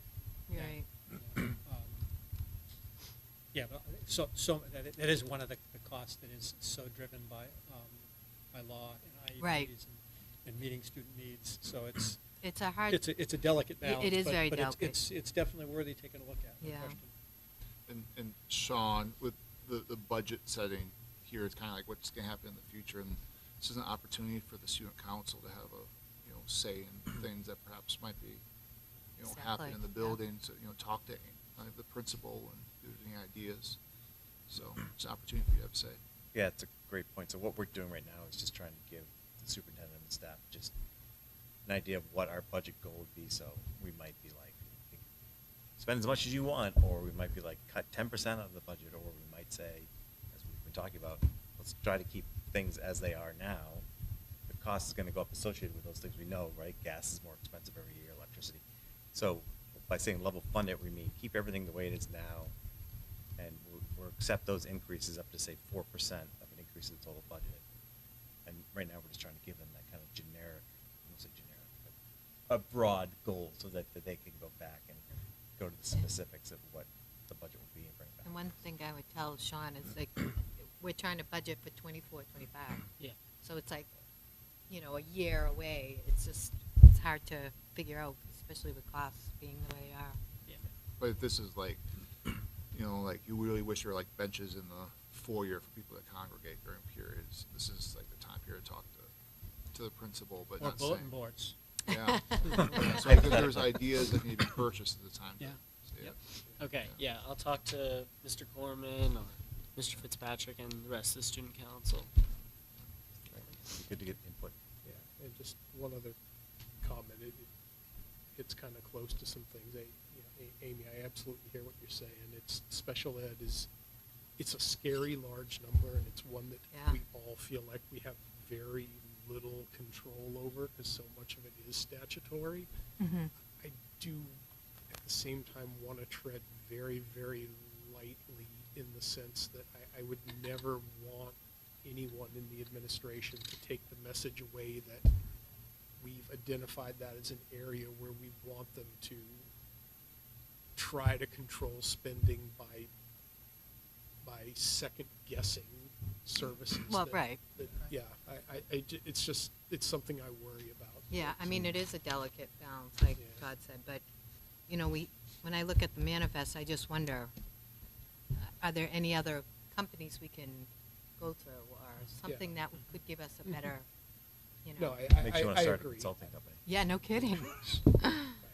I just, again, bad idea. I would hate for anyone in the administration to take the message away from any of this conversation that we view it as something positive to look for opportunities not to provide services. Well, yeah, that wasn't my intent. I It's just, know- I every know it was. department has a budget. Right. So, I their know it, right. department, we need to, And what I take from it is that we scrutinize all budgets equally. Right, And exactly. look for the most efficient way to use our resources. Right. And whether it's special education or athletics or whatever, Right. it's just, you find the most efficient way to do it, and that's what you do. There's, Yeah. and there's just some that I think are harder for us to get under the hood on. And then, yeah. Well, it's also true that the special education costs go up and down based on the students you have and the individual needs. And Wow. we are going to put in the budget January, a light fixture in this That's- room that doesn't shut off every 45 Something minutes. that Is it every little- 45 that little minutes? bird that does. Maybe we can put that in the motion detector I'm somewhere. still drinking. We don't move enough here. We're in the wrong location. We need to move Anyway. our tables around. So is everyone comfortable then with the philosophy of level funding? And then what would be the max percentage we would be comfortable increase? 4 or 5%?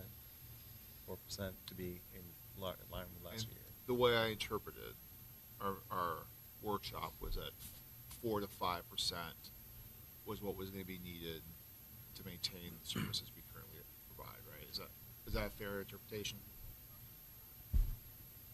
I'm personally comfortable if you gave me 4% as a starting point. And obviously, I also feel comfortable that if I can't do that, that you guys would be open to me coming to you and saying, we can't do it. But I feel like 4% is a reasonable target. I kind of tentatively told my leadership team that's probably where we're going to roughly end up being. Nobody balked at it. So I think it's a starting point. And so 4% with the idea that if there's other things, we I'm talk totally about it. with that. Like, Yeah. I think 4%, like, if you come back and say, like, it's gonna take 4.25, 4.5, I don't think we're gonna be like, no, but if you came back and said, we can do it at 3.5, I don't think any of us would be like, Right. let's spend more, right? I think there's like, 4% with a willingness to be convinced. yeah. I mean, it's only logical that last year we said 4, so this year it's probably going to be a little more, but 4 is a good goal. For me Like, anyways. What 1% of a $25 million budget is really Right. Yeah. All right. And then the next item, we have the first read of policy KCD, public gifts, donations, and revisions. Is there any update you want to provide on that? I think that maybe Ty might be better at kind of explaining this, because this originated from some just general clarification that was needed about accepting gifts. The biggest one is just exactly at what point the superintendent would need to come to the board seeking approval, and when to notify when a gift was given that may be less than that. Yeah. Pretty much. I mean, basically, we had a couple of times last year. NCEP is one of our most generous donors, and they regularly give us, the standard gift is $750. In the old policy, if it's $500 or more, we had to have board approval to accept the gift. And there were multiple times where we got a gift and we were put in a position of, well, the timing of a board meeting does not allow me to get it in front of you in time to accept it, to be able to use it for what we wanted to. By raising it to $1,000, the vast majority of the gifts, like NCEP and a few others, tend to be below 1,000. And the idea would be, I would have the authority to accept it, but I would have, the next meeting, whatever that was, I would bring it to you and say, these are gifts we've received. Clearly, following all of our gift-giving policies, it's not like, we're going to be taking money from organizations that schools should not be taking money from. But that was basically the reason, is that the threshold of 500 was so low that it was putting us in a position to not be able to utilize the money and follow policy at the same time. Just reading the policy now, we should be so lucky, but a $5,000 amount, or above $5,000 requires us to have a public hearing. Strikes me that 5,000 does seem low in context. Not that we've had a case of. Well, yeah, it is an RSA requirement, but actually. Oh, it is? Okay. It would be simply, that board meeting, we'd open with a public Yeah. hearing on a gift. It's not a big. And it allows people, because once you start getting into higher dollar numbers, are people trying to influence what Sure. we're doing by giving us big dollar monies? And I think that's where the community needs to have a ability to say. If only we had problems like that. Yeah, that would be nice. Maybe next year. All right, moving right along. Open the floor for public comment. 7:15. Seeing no one. Close the floor. 7:15. And move right into action items. First up, seek a motion to approve the January 5th, 2023 revised minutes to reflect donations that were not included in the original minutes. So moved. Second. Dan, any discussion? All those in favor, say aye. Aye. Aye. I don't know why I didn't include all these before together. So Amy, you were not at the 10th, correct? Right. So, I'll abstain. but you were at the 23rd. Okay. Seek a motion to approve the August 10th public and non-public minutes. So moved. Second. Andrew, Phil, thank you. Discussion, all in favor, please say aye. Aye. Aye. Abstain. And one abstention. Thank you, Amy, for reminding me. Even though you just said that, I forgot it already. Seek a motion to approve the August 23 budget workshop minutes. So moved. Second. Motion by Amy, second by Dan. Discussion. All those in favor, please say aye. Aye. Aye. Aye. Oops. 4-0. It's manifest. I make a motion to approve the manifest in a total of $1,319,844.08. I'll second. Okay, motion by Phil, second by Andrew. Discussion. All those in favor, please say aye. Aye.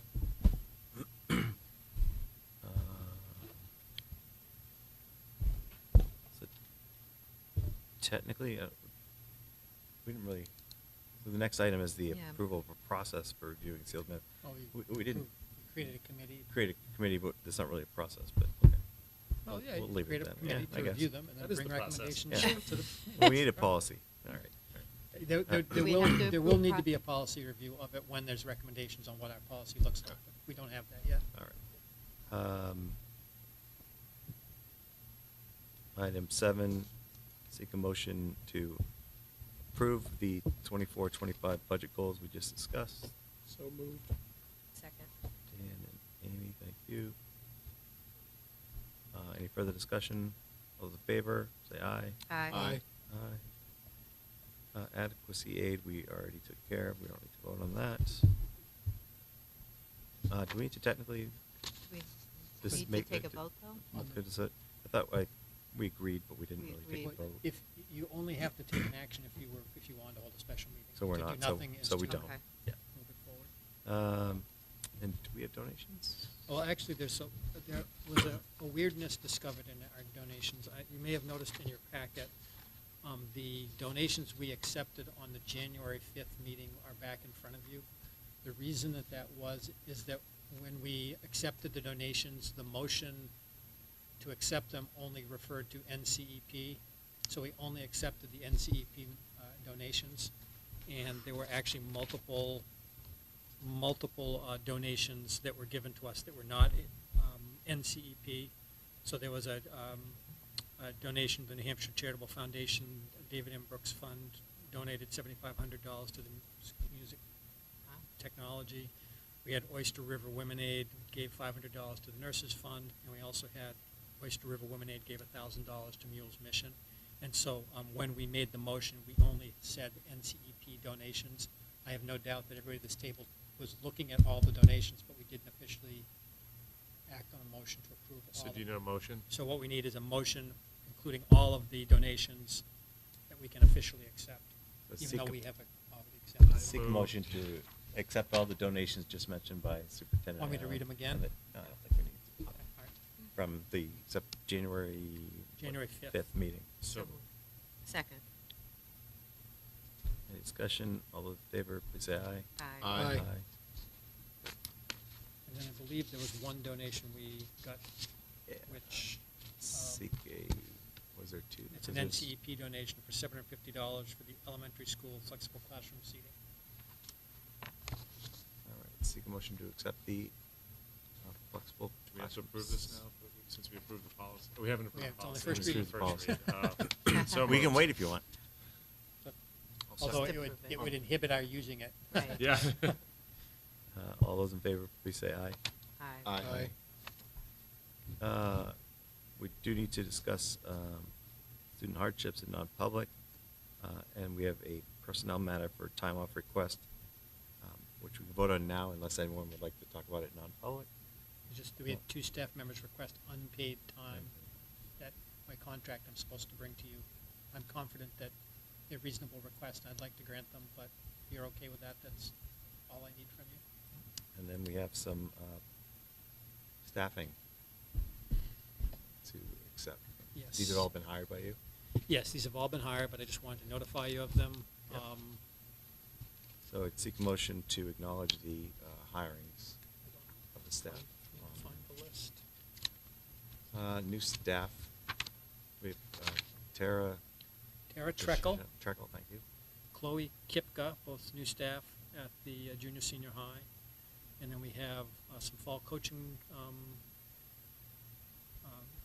fall coaches.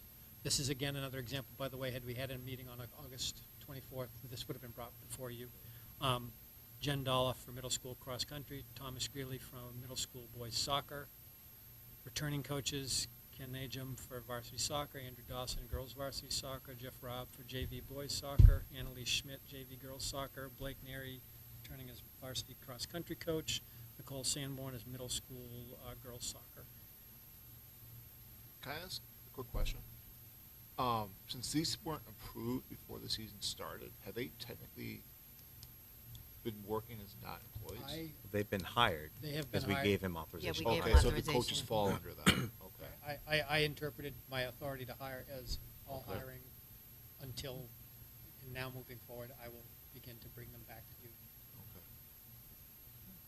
I'd just say, like, among the coaches, I see a lot of names that I know are community volunteers, so thank you very much to all those people for, you know, volunteering your time to help with the athletic programs. It's much appreciated. Yeah, we got a lot of, I'm looking forward to hearing from Jamie next meeting with how many kids are out, but there's a lot of kids out for fall sports. It's really exciting.